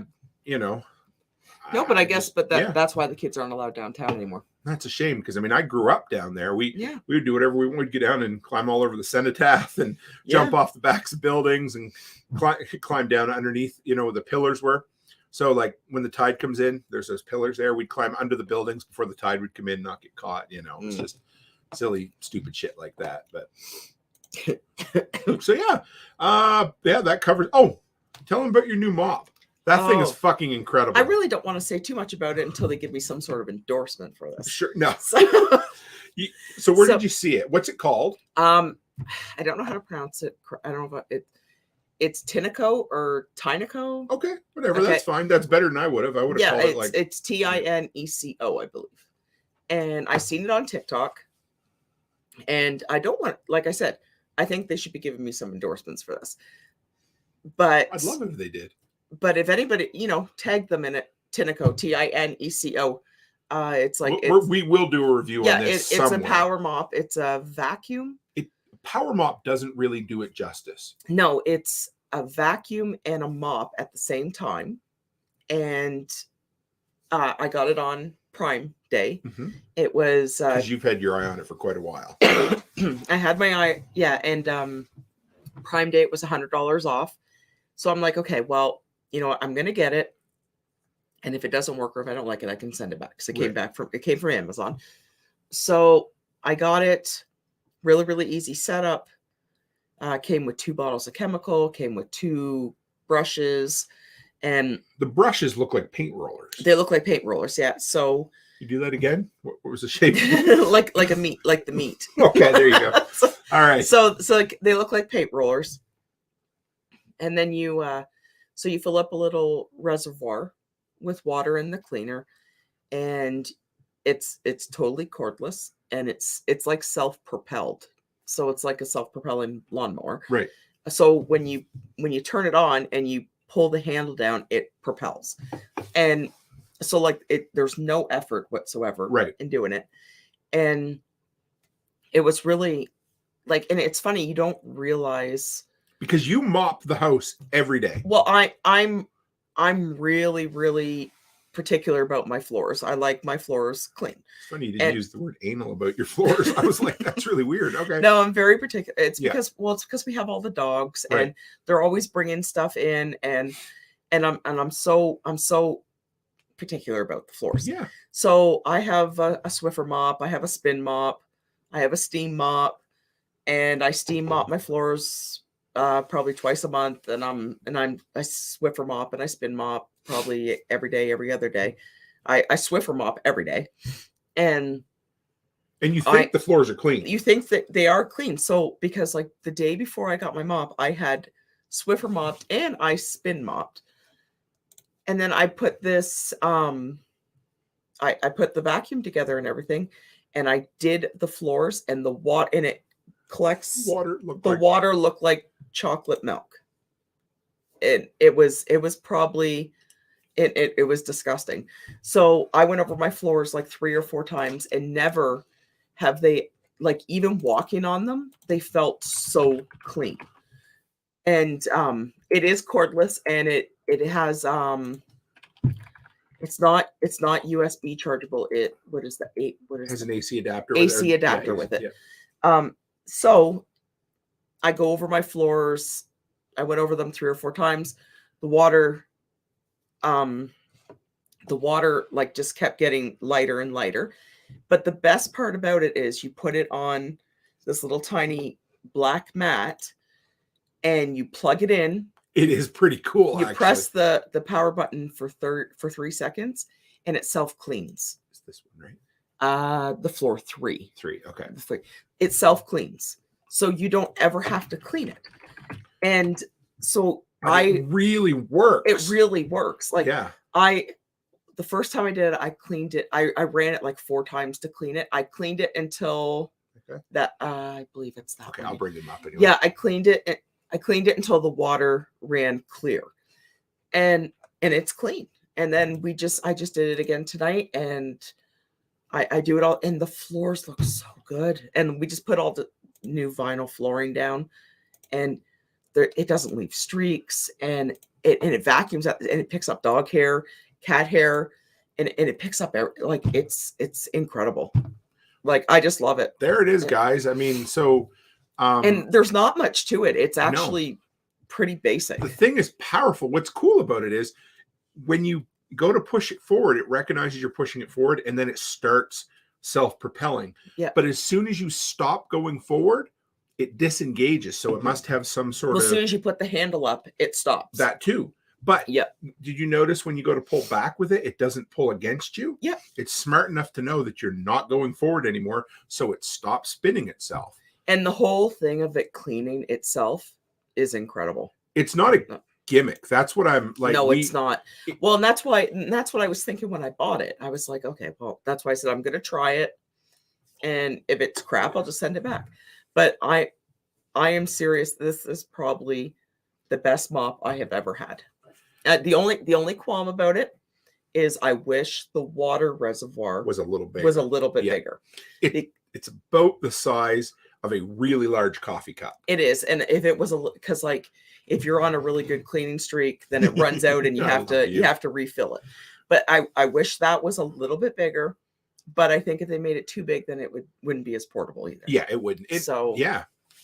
The Shark steam mop, you have that, don't you? I have a steam mop. This is better. This is better than a steam mop. Yeah, we have tried. Like I said, we have tried so many things. Yeah, because we have laminate floor, or now it's vinyl floor. It's vinyl plank floor, and this just does it. It's unreal. No, I do have. If you're gonna get the Shark steam, get this one. This one is way better than the steam mop. Here's the thing. I don't know where to fit these products into the channel. Whether we do them on we'll do them when I'm on with channel you. Or do them when I'm on. We could do it as a live. Sure. Yeah. I want to review them. And like Letty said, and that's what irks me. Like I wear sandals and I have house sandals, but if I'm walking around in my bare feet and I'm stepping on crunchies, or if I'm picking up like dog hair on my feet, I get so irritated. And then out comes the mop and I start mopping and everything. But this one, it's like 3 or 4 days before I actually have to do it again. And it's like, but like I said, though, like, with the steam mop, I steam mop all the time and this cleaned way better. I don't know. I love engine. I love when somebody puts some work into a product and it's new and it works well. I don't know who came up with this, but this is an incredible tools for the home reviews. That's actually a pretty good idea. Chris Dixon always comes up with the best names. You know what? Here's the deal. We could do a review just on not a Wednesday or a Friday. We'll just do a different review because people and I have a really bad habit of I like gadgets. I'm always buying gadgets. You buy all kinds of home gadgets. Yeah. And I used to bust your balls a lot because you were on, and it's not anything, but you were on a losing streak for a while with gadgets. But you have knocked it out of the park with the last couple of them. Well, I bought this steam mop that has 2 pads and they spin like this. Oh, and that thing, I could just take that and throw it through a door because it's just. It looks like something you'd see in that stupid Mousetrap game for kids. Oh, and it didn't clean for shit. But the vacuum you bought, which I have not done a video yet on, guys. What is that one? That's the Dyson cordless. Oh, that Mom just asked. Oh. Best vacuum, Mom? Dyson cordless. Oh, but it's not cheap. So here's the deal, guys. Cheap. We are going to do a review on the Dyson cordless we bought, but I'm also going to buy an adapter for it, which she finally gave me permission to do. Well, okay. I'm going to backtrack that a little bit because I did give you permission, but then you told me that I couldn't hang it anymore. I'll figure out if I can. Yeah. I'm kind of still on the fence with that because I have it hanging in my living room behind my end table and it fits beautifully there. And last weekend. What if I built you a hanger so it's still hung on the wall? Would you be good with that? I might be. Let me think about it. Okay. So the Dyson, the Dyson V8 Pet, I think I have. Yeah. And it has a little attachment that goes to the main canister, and you can do your couches. Yeah, you can instantly turn it in almost into a dirt devil or a dirt devil. It's the best vacuum ever. I was using it earlier, and I did my mat by the door, and it picks up everything. I love my Dyson. The only complaint that I've had about it is that the battery life is battery life, and actually, I think it probably kills the battery life more depending on how much debris it's picking up too. And also when you have to work. So it's really weird. It has 4 settings on it. It has level 1, 2, and 3, and then boost. So obviously boost is the best. Yeah. I take the vacuum with me. I took some balls to ask you, but I'm like, honey, can I take it to the 12 unit with me? Okay, but tell them why. Because I break shit or I leave shit on the back of my truck. And my Dyson came home with a dent in it. No, it didn't. The shaft has a dent. I didn't do that. You know that. We found it in the house. So the dogs did it. I really did. But anyway. The dogs did it. No, you did it. And you put a dent in the shaft of my Dyson. If I did it, I don't know how it happened. So yeah, you never know how it happened. If there is an upgrade that you can do for it that will allow it to run. Are you guys ready for this? You can run the Dyson off of DeWalt batteries. It's fucking incredible. It's like a $15 upgrade on Amazon. But it won't hang on the wall anymore. I don't think it'll hang. That is now I need to look, baby, Please because look. it might What about the hang. little one? It might hang without a DeWalt battery on it. Well, that would be fine. Yeah, I will check and see, because I think that'll make a great video showing how to. Who is that? It's Arthur. Oh, the little kitten. I was like, somebody's killing a cat out there. Yeah, so it's an upgrade that'll allow you to run it off DeWalt batteries, because that is the biggest problem with ours, with the Dyson, is that, and especially, have you noticed, we've had it for almost a year now, right? Yes. Does it seem like the battery life has decreased a bit? Not on this one, no. No? But the one that went to the daycare, yes. Oh, is that the original old That's one? the original one. This is the new one. I'll just go swap out the shafts on one for the other, and we can leave the dented one at the daycare. How about that? Yeah, There. that'll work. Yeah, no, I use my Letty, I use my Dyson on hardwood flooring too. And I use it on, well, I did our mattress, and I do pillows, and I do the couches, and I use it for everything. So I use it when I take it over to the 12 unit. Now you got it's carpet in all these, but the people respect the hell out of the place. I love that. They're really good. We have signs like, if your shoes are dirty, take them off before you come in. But the westerly entrance is the one where the parking is. So that gets 98% of the traffic. So the east entrance is like vacuum, and you're done. There may be 3 pieces of dirt. The hallways are really good, but where you get the most dirt is the west entrance, because that's where everybody comes and goes, especially that main door with the mats in it. And so that's where I use the boost end of it. But what you end up getting is people walk up. So they're really nice stairs. And on the outside of each of the stairs, they have about a 2 to 3 inch lip. It's just kind of fancy, and the carpet's there as well.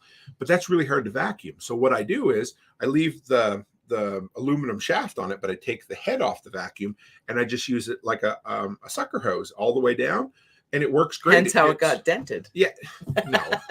And that's what I use to pick up all the little dirt and stuff, and it works really good. And it empties really good. And if it clogs up, yep, it's just in that little area. Oh, and you the can emptying unclog is so good. Yeah, that's but you right. can unclog it really easily. Yep. And yeah, there's also no filters. Like they have filters, but they're 100% reusable. There's nothing in them. Nothing you ever have to replace. You can just wash it, and then you just open it up. You put it over the dumpster or the garbage can. You just flick a switch, and everything goes boom and out. Yeah, and if it gets stuck, you just go like this a couple times, and it. Yep. Yeah, exactly. I just try not to do it too hard so I don't break it, because I would be sad. But yeah, it's light as a feather. It's made well. Well, it's a little heavier for me. Is it? I was gonna but because remember I was using it on the couch there. Yeah. If I'm using it too long, it is a little bit harder on my hands. It is a heavier item when used as a dirt devil, like a small because it is heavy. It gets a little unbalanced because all the weight is in the canister area, whereas when you're using the long one, you've got the head on the ground, and that takes some of the weight off. And you know what I wish, and one thing I do wish that it had was a locking button. Yeah, because you have to hold the button down, and I have the problem with my fingers, and constantly holding the button is a little bit of a pain in the ass. But I would not trade my Dyson for anything. Tools for the home reviews. I got to remember that. That's really good, Chris Dixon. I'm going to take a picture of that so I don't forget. And yeah. But going back to between the Dyson and the Tinaco. Probably the only 2 home cleaning devices you need. Yes, and I use my Swiffer wet jet for just quick cleanup. I freaking hate that thing. It just isn't that good. I use it for quick. I know. Yeah, I get it. I mean, I say I hate it. I mean, I do use it, but not as often as you, of course. So no, and I try not to use it too much now because I'm using the Tinaco, but I don't want the Tinaco picking up. Like sometimes we have a dog that likes to pee in the house, and I don't want to put pee on that. A dog? Okay. Yeah. Well, Dottie. Yeah. Oh, Dottie. And so Dottie has an issue. So but we she's use like 104 years old, and she came from a puppy mill, so I can't. Yeah. So we don't get too mad at her, but we put pads down. But sometimes she gets a little overzealous and she misses the pad. So we use the Swiffer wet jet for cleanup quickly, and then if I do then I go over it with the Tinaco. But I'm going to toot my own horn here once because it was pretty cool. I just put out a video, guys, yesterday. It was called How to Upgrade the Plugs on Your Generator. And it got 1,000 views in the first 22 hours. That is the most by about 5 times. That was the biggest blow up I've ever had of it. It's slowed down now, but it was really cool. I've whatever I'm doing, I guess, is kind of working. But it was neat for that to show up. I was showing you some of the stats on it. Yes. It had a really good click-through rate. So I think between the title I picked and the thumbnail, it was it was good. And what are we looking? No, okay. I agree with the Swiffer. Yeah. We spend. Well, I have it up on my Amazon subscriptions, so I do get the 15% discount with it. But they do cost a lot. But not as much as it used to because I don't use it as regularly as I used to. Right. So like the Swiffer Wet Jet, you got to buy the stupid pads, and you got to buy the cleaner filler and stupid pads for jerks. Stupid cleaner for jerks. But yeah, no, reference. It just it can be. It's not very cost effective. You're right. And if you're worried about waste, Swiffer is one of the worst for waste. I mean, the pads, you throw them away like crazy. And then the friggin' the stuff I don't know, the cleaner, whatever the solution it is, those aren't refillable either. Nope. They're a one-time use container, so they're miserable. And but I can use for a reference though. I will say that with the Swiffer Wet Jet, when you have the white pads, after I used the tentacle mop, remember I showed you? Oh yeah, I was cleaning up a mess, and sometimes you know how you get like the brown from the dirty floor. There was no speck of brown. I hunted him down. I'm like, you've got to look at this pad. She went that night. We were up to like midnight, and we weren't like canning or anything. She was like, okay, I just want to run it through the self-cleaning cycle one more time. And then she's like walking around the house showing everybody, calling up the girls out east. You're like, you got to see this. The dirt water looks like chocolate milk. It's fucking incredible. She was so proud of it. It was awesome. So proud. Yeah, but the Swiffer pad had no dirt on it. Yeah. And I think you were down in the basement, and I called it. You got to see this. There was nothing on it. There was no dirt on my floors. Yeah, no, it was awesome. Yeah. It really is a good product so far. I mean, we've used it for a couple of weeks now, or I only just a week. Used it again tonight, and Charlotte came in the living room. She's like, Mom, your floors look so good. And I'm like, oh, I know. Thank you. I was so excited. It's like complimenting a woman on her new haircut. Oh, I work because I try so hard to keep the floors clean, and when you can notice it, it's That's nice. True, yeah. Chris says you can replace those pads with a microfiber cloth, and that makes sense. I've never thought about probably doing it, but the steam mop cloth. Maybe. Yeah, it would work. But I use the Swiffer pads to clean up Dottie's messes. So in the garbage, there ain't no reusing those. Yeah, that's for sure. No, and I don't want to. I don't want to have a huge pile of laundry that I gotta wash all the time. So we watched.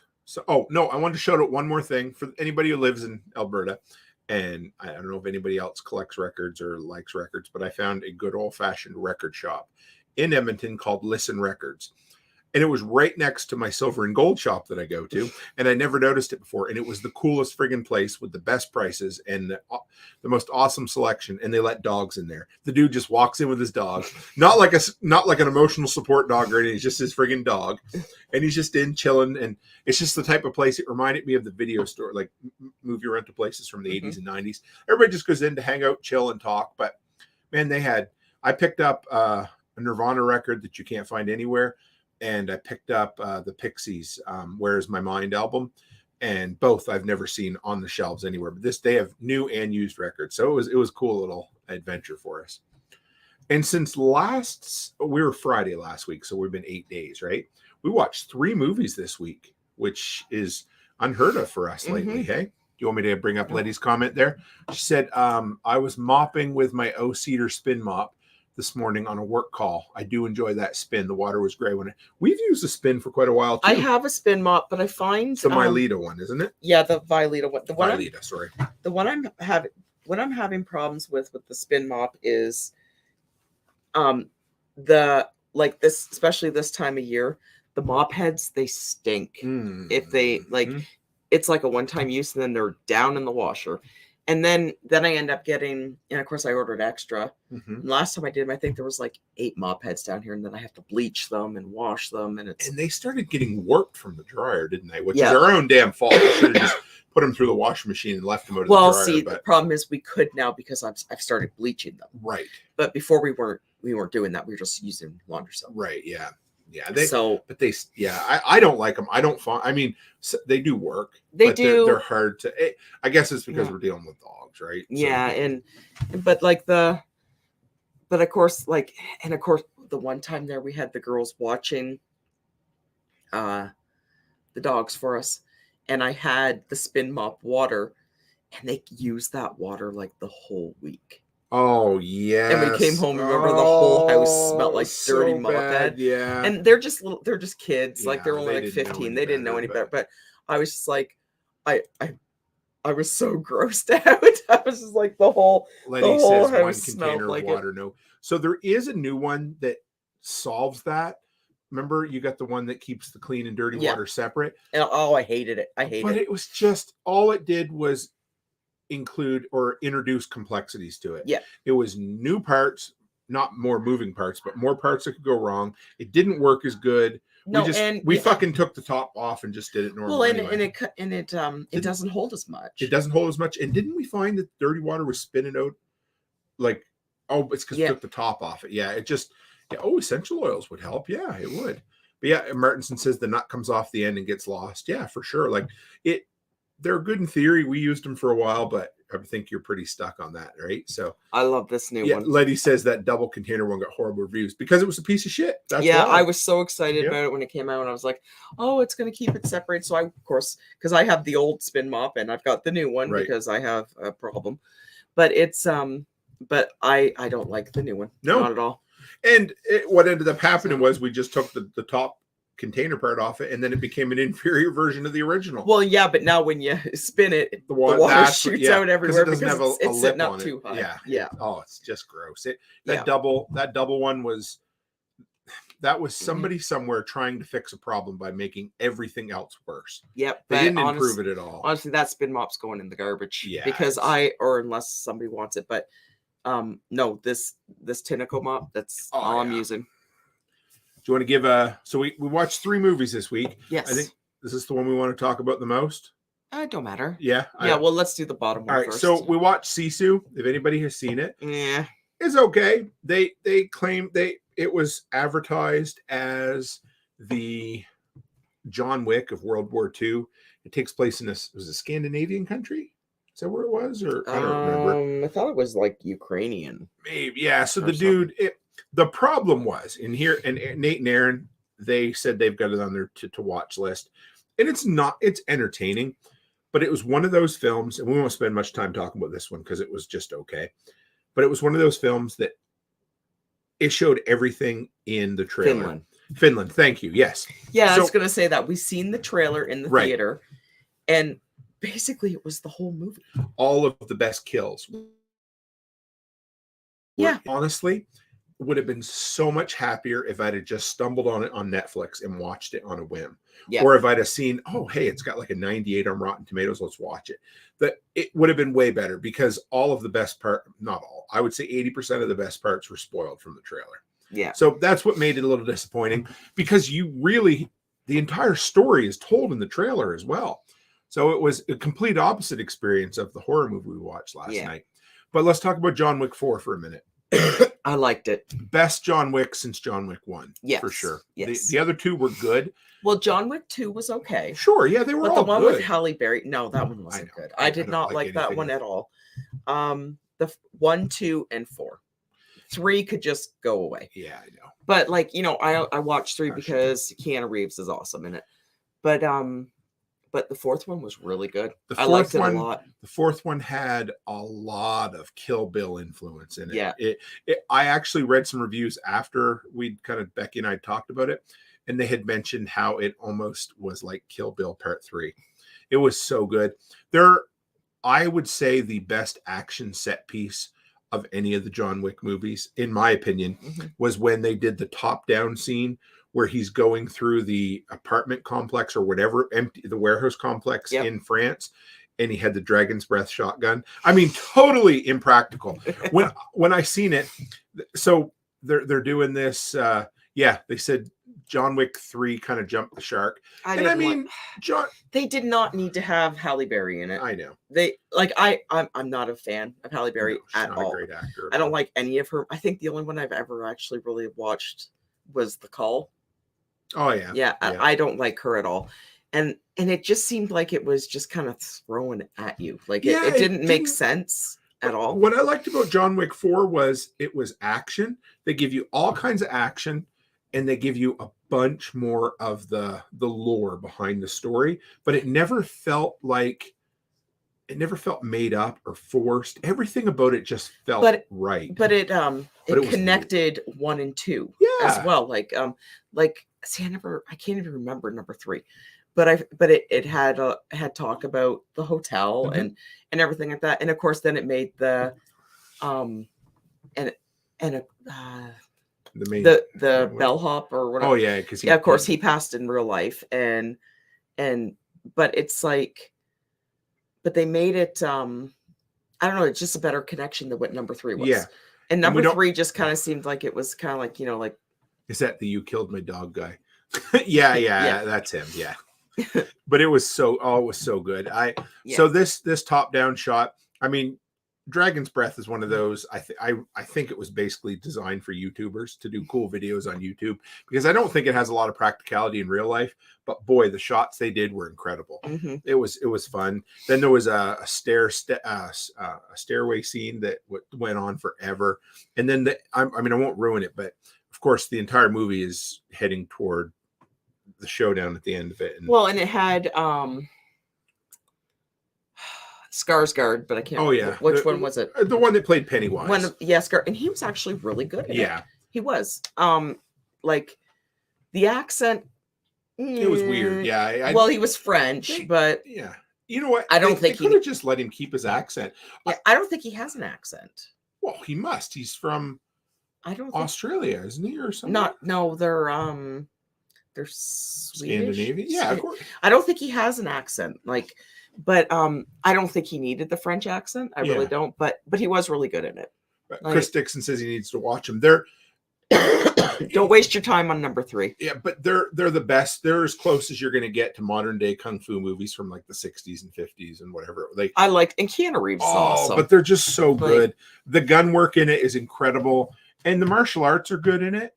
The driving. Oh, the driving. They go around the Arc de Triomphe or whatever. Yeah, that was good. Yeah. It was good. And I loved the opening fight takes place in Tokyo, and it was very much like old school kung fu and things, and sword play. And it was so good. I loved it. It was great. So it was.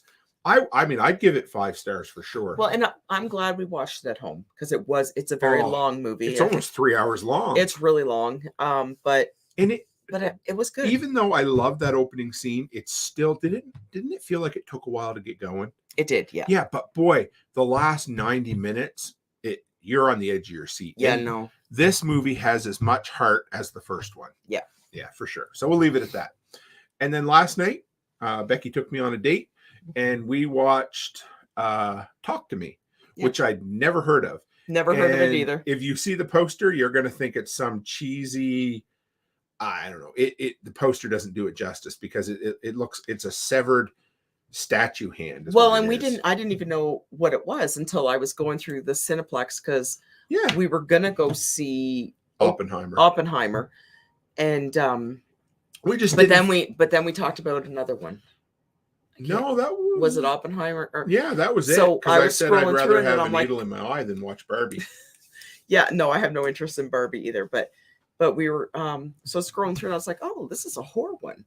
So let's go see that one. And then, well, no, you had me look it up first, because it looked shitty, to be honest. The poster makes it look like and again, here we are almost August. So this is the dumping ground for shitty horror movies again.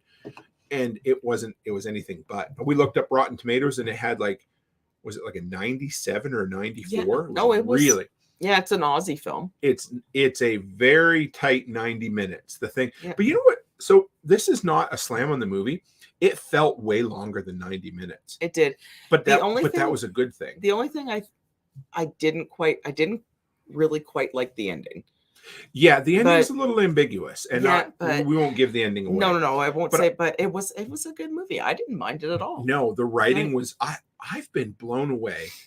Between this one and Evil Dead Rises, the writing in both were so good. So this movie, Talk to Me was written and directed by a freshman director and writer that have never done this before. They've worked on movies, but they've never directed. Almost the entire cast was made up of nobodies. Almost all new actors, which they're all Aussie. All Aussie. Yeah. The whole thing, it was so refreshing. Mm-hmm. It was 90 minutes of there's no CGI in it at all. Well, and the thing is, so like they were nobody actors, but they were fucking good. They were good. Like they weren't annoying, and it didn't, and they were believable. Like, do you remember? Well, the mother was familiar. Yes. I recognized her. She's in some TV shows. And yeah, she might have been in that movie with Martin Freeman, Cargo. She might have been the wife in that. I'm not sure. I was trying to peg where she was from. See if I can look up here. She kind of looked like the mother from Angela's Ashes. I don't know. That's old though, isn't it? Yeah. Well, she wasn't very. Well, she looked like she's in her 50s. Yeah. Maybe. So that would be. I don't know. I'm just trying to peg the mother, but the rest of the actors, they were believable. They weren't overacting. It wasn't. She's from Lord of the Rings, War of the Worlds. Oh, Lord of the Rings. Yes, she's the one. She's from Lord of the Rings, the one that said when they're having the war, and the devil says, "No man can kill me," and he goes, and she's like, "I'm no man. I'm a woman." Right? Oh, yeah, that's who that is. Yeah. She's very. She played Marianne in War of the Worlds, which. The mother. Oh, the mother, sure, yeah. Yeah, the mother on War of the Worlds that's pregnant. Yes. Yeah. I knew I recognized her. I just couldn't peg her. Yeah, but she wasn't in as many recognizable roles as I Expect. I couldn't peg her, but I knew who she was. But she was the only one that I recognized. Yeah, so it was 90 minutes featuring all new actors, featuring a brand new director and writer, no special effects. No CGI. No CGI. All just practical in camera blood and gore. Mm-hmm. And it was They had some jump scares. The writing was great. Yeah. There was no wasted. If something was set up, it was paid off in the end. I would say, like you said, the story gets a little convoluted toward the end. Yeah. That might have been on purpose, because the whole story is a bit of an allegory for dealing with loss and grieving as well. But it was fun. The first half hour of that movie was the most fun I've had at a horror movie in a while. It was a bunch of teenagers hanging around, basically being stupid. So the idea, and that it tells you in the trailer, so I'm not going to spoil anything for you, but they have what's supposedly a petrified hand of a fortune teller, or an embalmed hand. An embalmed hand that's been added with, I don't know. Anyway, so it looks like a statue. So you put it in your hand and you say, "Talk to me." And then you see a spirit. And then you say, "I let you in." And then the spirit possesses you. And they have to 90 seconds. 90 they seconds. Have 90 seconds to pull the hand off the person before it becomes permanent. Yeah. And of course, it's done in a social media age. So these kids are sitting around all recording with their phones and stuff. Yeah. But it was the most this is hard to explain. And for people who aren't movie geeks, probably won't care so much. But it was the most natural and realistic interactions and relationships I've seen with teens in a movie in a long time. Yeah, like even from her picking up her phone when it was ringing and it said "Dad" and she's ignoring it. Yeah, right. All of it just felt real. There was something else I really liked about it wasn't preachy, because so many of these new films, they have the message in there. And okay, I don't care who you are or what you are. Just let it be. It doesn't. If you're telling me a horror movie, who you are, who you sleep with, what you identify as, I don't care. You can just be an actor or an actress doing whatever you want to do. But the rest of it doesn't need. And it was so good. It was just a fucking 90-minute scary movie that was well written. That when they introduced something to the plot, it paid off in the end. The relationships were so cool. There was no weirdness. I love there's a girl in the movie who was dealing with the grief of losing her mother. And she kind of inserted herself into her best friend's family. They acted like a surrogate mother and sister and brother for her. And she had the nicest, sweetest relationship with that boy. Yeah. He was like, it could have easily been played off as he had this big crush on her or something, because it wasn't. He was like, you know what else I liked about it? What was he, 12? No, I think he was like 14 or He was 15. 14, but he still played like a little kid, and you almost never get that anymore. You know, he was 14 and he was kind of scared to sleep on his own, and he went and hung out with the adopted sister, and they had just a sweet relationship. So often they just fuck that up in movies nowadays, and it was so Well, they always have to refreshing. make it something more than what it Something is. more than it is, or just, I don't know, but it was just so nice. It was, and people were real in it.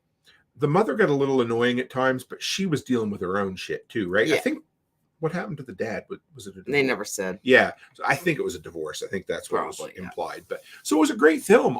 It was awesome.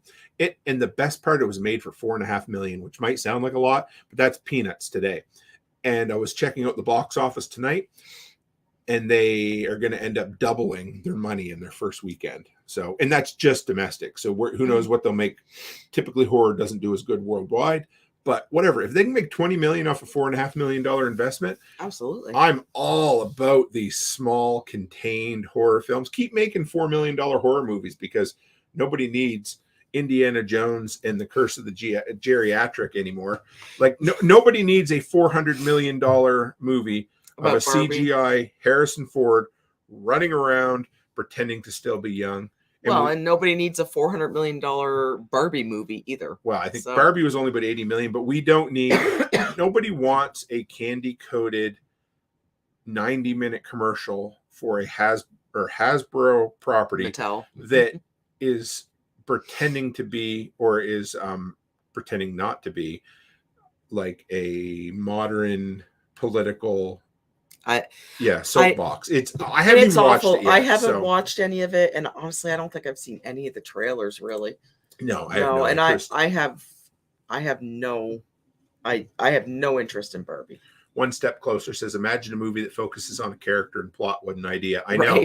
Instead of instead of hidden agendas and I watch the hidden messages. The Critical Drinker all the time. You hear him, the British guy, and he always says he has a funny way of saying, he goes, the message, and that's what it is. It doesn't need it. I mean, I understand that pop culture in general can be a way to get your views across. But the difference is that if you tell an effective story that happens to include characters, settings, or principles that you believe in, that's the way to do it. Instead of starting with an agenda and starting with a movie and pushing it down somebody's throat, build yourself believable, real characters with a real story, with real emotional stakes, and then just include whatever you believe in it. And that's, Byron says, One Step Closer is also a critical drinker. He's like, it's all I got. Go away now. He's funny. I enjoy him a lot. I mean, he obviously has his own personal beliefs about things too that shine through at times, but I appreciate it. I watch movie critics of all bends for sure. Well, I find with movies too, it's getting down to the point where you can almost tell what companies support those agendas. Sure, you can. Like if you're getting into Disney. The big one is Disney. Sure. Like anything that is backed by Disney. Because we saw that one that we hated. Elemental. And Yeah. I've been thinking about Elemental a lot lately. Yeah. That could have been a really cool movie about immigration the way it was. Yeah. It could have been a really cool movie about a family that dealt with immigration in the background, but instead it just come across as preachy again. Yeah, and just so you know, we didn't go see Elemental on our own. It was our nephew's birthday party. Yeah. So no, but it was but like I find anything that has that Disney backs. Oh, sure. Disney is the worst. And then but like you can almost look at the studio and figure out if it's going to be if it's going to be one of those. Backwoods says he was super excited to see that. Are you talking about Elemental? I hope not, because it really is a bad film. I think is he being funny? I don't know. He might not, because he's got kids, right? So don't go. But I can never tell if Kyle's sarcastic or not. So you might not be, but you can. Yeah. And I'm not joking. We went for our nephew's birthday party, and it was at the theater, and it was already playing. So Get off my lawn. I went up to my sister after the movie and I said to her, I said, if you ever do that to me again, I'm going to throat punch you. Because that was the most painful, drawn out, obnoxious, agendaed movie that I have ever seen. It was awful. And like, honestly, I think the only thing worse would have been the live action Ariel movie or like the live action princess movies that they've been doing. So it's just been ridiculous. Yeah, he said, Backwoods says I was actually looking like a fun movie with the kids. It's not. No, it's not. Here's the thing. It's brutal. Disney is continuing its slow motion train wreck at the box office because this weekend they opened up Haunted Mansion, another movie based on a theme park ride. They were hoping to find lightning in a bottle again. They've already made the Haunted Mansion, right? Because wasn't Eddie Murphy in the original one? Oh, maybe it was. Yeah, like I'm sure this is another remake. It's going to be another. I think it's going to be another failure for them. Oh, Disney is awful, but that Elemental movie, it is painful and it is brutal and it is like the longest crap I have ever watched. Elemental. So Zootopia is also Disney, right? That Zootopia was an animated Disney or Pixar? Well, Pixar is Disney, but it's two different. No, Zootopia was Disney animation. Okay. And I loved Zootopia. And what I felt like was Elemental was trying to be Zootopia, but 8 years later in the political climate we live in. I don't know what I'm not sure Elemental knew what it was trying to be. Well, I knew what it was trying, like I knew what they were trying to do, but it was the whole, like, I found it was very stereotype. Like they were stereotyping. It was really bad. Yeah, it was probably done by people from Oriental descent. I hope it was. Because if it wasn't, it wouldn't have been that good. It was really stereotyping. Like just for an example, because I don't want to offend anybody, but it was a stereotype. Like the Fire family were the impression that they were like Chinese, or Japanese or whatever, were immigrants coming to what I would imagine would be the U.S. Yeah. And then they're put into kind of like a rundown area and they open up a convenience store. And I mean, they were going, I know what they were going. It didn't work. No, it was bad. But like that stereotype right there, they like that right there kind of rubbed me the wrong way, because like, so basically you're telling everybody that Oriental people come over that the only thing they can do is open up a convenience store. So it's like I don't know. I found it, I don't know. I didn't like it at all. Letty said I never saw Toy Story 4. I heard it was good. Said she went and saw it at the library last night. I just happened to pick up this little piece of trivia earlier today. But Keanu Reeves was in that film. Toy Story 4 is still the largest box office of a Keanu Reeves movie ever. No, the funny thing is, I never liked any of the Toy Stories. I remember watching the first one in '95.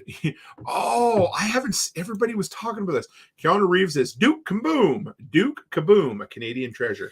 Little trivia about Keanu Reeves too. He is partly Canadian, isn't he? He is Canadian. Yeah. But there is a SpongeBob movie that the kids watch, and he plays Sage in a tumbleweed. Okay. And his face is in the tumbleweed. Really? Yeah. He seems like such a cool dude. I would, yeah. Yes, Canada. That's cool. Yeah, I don't know. He'd be a cool guy to sit down and have an old fashioned. Yeah, he's pretty laid back. And all of a sudden, he apparently just got back together with his grunge band from the 90s. Oh, did he? They haven't Dog something? I can't remember anyway. He hasn't they haven't played together in like 25 years, and he's like, "Hey, let's go on tour." He's just like some shitty bassist for him or something. But I mean, well, whatever floats your boat. Yeah, everybody's into it, you know. So yeah, no, it just, I don't know. But he plays Sage. Okay, and you can see his face in the tumbleweed. It's really funny. He's a cool dude. I'm not sure what SpongeBob movie it is. I think it's not the one with David Hasselhoff. The next one. Then I don't know if it came before. Sponge Out of Water. So I don't know. I don't know which I one haven't. it is. Yeah, I haven't watched it. But anyway, that's Keanu Reeves. Keanu Reeves. So that was pretty funny. Letty saw. Backwoods says Ray of the Dragon was pretty good. Didn't shove it down your throat. And Letty Lou, most recent Disney film we saw was Encanto. No, I liked Encanto. We don't talk about. What don't we talk about? Bruno. I've never seen it. No, actually, yeah. I liked Encanto. I didn't care for the Mexican one that they had. The one that dealt with death. No, it wasn't Encanto. No, it was the one that came before that. I know which one you're talking about. Is Cinco de Mayo or whatever. Yeah, I didn't care for that, but maybe it's just because I didn't understand it. I don't know, but yeah, but no, Encanto. The sister. I can't remember her name. That's okay. She's the real strong one. She reminds me of Olivia. Just being strong. No, and just broody, like Olivia. So it's like, so she's like she walks down the street. She's carrying like 8 donkeys. That would when we were little, Olivia would be like, she reminded me of Olivia. But if we needed help, she'd be like, "I'll lift it, Dad." But Encanto had some good songs in it and stuff. Coco, that's what it was. You know, I don't think I watched it. It was okay. I mean, it was nowhere near as bad as Elemental. Let's put it. It was okay, but yeah, it was. One step says Coco, the movie made me misty-eyed. And we should talk about before Elemental. That little short. That was ridiculous. Okay, yeah. All right. We'll okay, I forgot about that. So they had a short before Elemental. Which should be, if you're going to a G-rated animated film, if you're going to introduce a short before it, should fit the theme. Exactly. This is not something, and this is not something that a bunch of 4-year-olds should have watched. And it was the movie Up. It was like a 5 or 10 minute short. 5-10 minutes short of Up, and about how he's has a dog now, and of course everybody he's a widower, and he lost his wife, and he's extremely he's depressed about how he's gonna move on to dating, being a widower. And it was like, and the dog wears a collar, and it can communicate with him and stuff. But it was so inappropriate. It shouldn't have played at the front of that movie. No, it was so inappropriate. Yeah. And he's got a picture of him and his wife on the fire mantle. Doug the dog. And then he goes over to the picture, and he's like, "Don't wait up for me." And he turns the picture around and everything. Like, it was so inappropriate for. It had nothing to. Yeah, it was bad. It was just. It was like, okay, so they're poking fun at this poor old man who has lost his wife, is a widower, and still struggling with it, but basically poking fun at him because he's not ready to date yet. Yeah, the theme. It was awful. Oh, like we were watching. Like I remember looking at Tim, and I'm like, did we really just watch that? Like this. And was this really the movie or the short playing before a movie aimed at entertaining kids? Yeah, and kids, yeah. And Elemental was not worth. I mean, the kids that were there were they had no interest. They were rolling in the aisles. They were running up the aisle. They were running back down. They were throwing their Hot Wheels cars down the middle of the aisle and everything. And but like the whole part of like that little short in the beginning, awful. that was really like, it was one of those things where I was watching, I was like, oh my goodness, I don't even want to. It was sad. Yeah, we were watching it, and I'm like, what the hell were they thinking? And what 4-year-old child would even understand that? They wouldn't. But to me, it still shouldn't have been there. It was awful. It shouldn't. And they were poking fun at this poor widower, and it was, I don't know. Yeah, I didn't think it was right. It was off-putting. Yeah. It felt. I don't know. You can't say it felt exploitative. I mean, how can you say a cartoon's exploitive? But it was just awful. Yeah. I hated it. It was every bit about it was. Oh, so maybe Doug the dog was in the first movie too. I didn't know if I don't know. I don't actually. I've never watched Up. Yeah, me either. Like, I've watched bits and pieces. Yeah, but I've never watched the whole thing. But the dog had a collar, and it could talk, and I don't know. It wasn't funny. It was in poor taste. I thought it was in poor taste. Yeah, but anyway, whatever. It's the cool thing. They can do whatever they want. And I mean, I can also sit back and criticize them for what I want. Exactly. It was in poor taste, and it was very inappropriate. Yeah, it was awful. Like, and again, that's Disney. I don't understand what they're thinking. I don't know what they're doing. Up will make any married person, especially. I believe that. Yeah. This was even worse because the poor guy's sitting there and he's got a picture of his wife, and he's like, "Oh well, don't wait out for me." And he turns it around. Like, dude, you're obviously not ready to go dating if you're still talking to your wife's picture. But why are we even having this conversation about this playing in a kids movie? Right? Yeah, it shouldn't. No, and no. It was wrong. I hated it. Yeah, I don't even like using that word, but no, it was bad. No, Disney does not know what Disney is doing at all. They don't. I mean, they know what they're doing, or at least they think they. Well, they have lots of agendas. Yeah, anyway, that's honestly like, and of course, then in the news there about Disney. Their theme parks are really suffering bad and stuff. I don't think I would lose sleep if Disney went bankrupt. No, I don't. I'm so tired of them. I'm so tired of their crappy Marvel movies. I'm tired of their crappy Marvel shows. I'm tired of their hidden agendas. They're jamming in. Yeah, like I said, that watching a Marvel TV show or a Marvel movie now feels like eating Chinese food. No, the last Marvel movie for me was Endgame. Yeah, that was it. You leave it. Yeah, vaguely satisfied. But really let down. You're like, why do I do this to myself? It's like eating a whole bunch of carbs. And then Disney has all those ridiculous shows. Yeah. Like where they're exploiting these kids and getting them to act like idiots. Oh, yeah. On TV. That's true. Like, just like, I don't know if anybody watches them, but like back when Ariana Grande. I don't think that was Disney. That was Nickelodeon. But it's the same type of thing. Sure, like, it is. Yeah. They have these kids on these shows and they have them acting like complete idiots. Yeah. Kids don't act like that. No. Like the obnoxiousness, the overacting, the being really loud and trying to be funny, and kids don't act like that. And awful. And why are you making these children act like that? And honestly, Disney just needs to go away.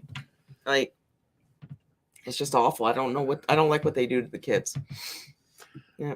Well, Mrs. Cook, we've been 2 hours, 11 minutes, and 8 seconds, and your voice. To be. Why don't we go? Want to try to find a movie tonight?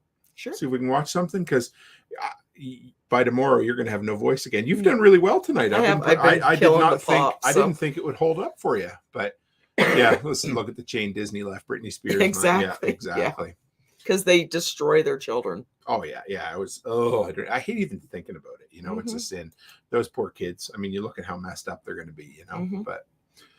Well, what do you think? We'll go up and see what the dogs are doing, and we'll watch a movie or something. I heard them barking at us. I don't know what the hell they're up to, but this was fun. I think we topped out. I think I saw 19 people in here at one time to listen to us talk about the world's largest slab of meat and the world's largest sea ring, whatever that was. But we had a lot of fun. This was fun. I love our Friday night. This was Saturday, but it was a good Saturday show. Yeah. So this one will end up in the audio. This will be in the audio feed later on tonight. Hear you losing your shit. Oh, I know. It'll be great. Yeah, it was awesome. Thanks, Letty Lou. We appreciate you. So what do we got coming up? There's two things I wanted to mention. We've got tomorrow night. We are going to meet around the round table. I've got three. I got Kyle, the Renegade Butcher. I've got Josh, back up there, Tim. Kyle, the Backwoods Butcher, Josh, the Renegade Butcher, and Adam from A Modern Frontier. All three are going to come on. So if you guys have questions about anything related to meat, this is the craziest thing ever. But yeah, not the world's largest meat. Livestock, carcasses, whatever you want. Yeah. Anyway, if you have send them along, because we're going to. This is the first of hopefully many roundtables. I've kind of decided we've had many, many incredible guests over the last 3 years. And I've made some great friends, and I wanted to bring people into a roundtable discussion where we can have some experts beating some ideas around. And these guys are just going to beat the meat around a little bit, so it'll be good. But and I don't know, I haven't seen Tori. Oh, right, in a while, and I wanted to reach out to her. That I did get her text message. Okay. And same with Andrea. I don't know if she's on here. I just wanted to apologize. I do see your text messages and I do see your emails. I apologize if I haven't answered. Tori, I have a really bad habit of writing a message and then I forget to hit send. I would like to do the live with them too. And I think it was with Letty. Yeah, and was it with Letty Tori. and Tori? Yeah. Yeah. But I can't. The last one was on a Thursday, and I can't do it on Thursdays because Do a Tim bit has his live. lives. Yeah. So if you guys are still wanting to do the live, I'd want to do it. Yeah. And so yeah, we got the meet guys. We're gonna have those. We're gonna do some more roundtables coming up. But I also have James Wesley Rawls. I'm going to be interviewing him. I believe it's on Tuesday, the author of Patriots, which will be kind of cool. One of the originators of prepper porn, and one of the early adopters of the internet forum technology for preparedness. I'm really excited, but it's going to be pre-recorded. He doesn't do live interviews, and that's fine. So if you have questions for him, send them along in the Telegram group before Tuesday. Before Tuesday, yeah. And I will add them along. I can't wait. It's going to be a great interview, and we'll go. Letty says it's still in the works, baby. And Letty says buy your tickets to SRF, and you get to meet this beautiful celebrity here. And I'm doing a panel, I think, with Nicole. Yeah, it's supposed to be on SRF at SRF. Yeah, some sort of female in entrepreneurship roundtable panel, something. Yeah, so, with Nicole and someone else. I don't know. Okay, I'll find out for you. So with that, guys, we appreciate you. It was a great Saturday night. And as always, stay happy, stay healthy, and have a great week.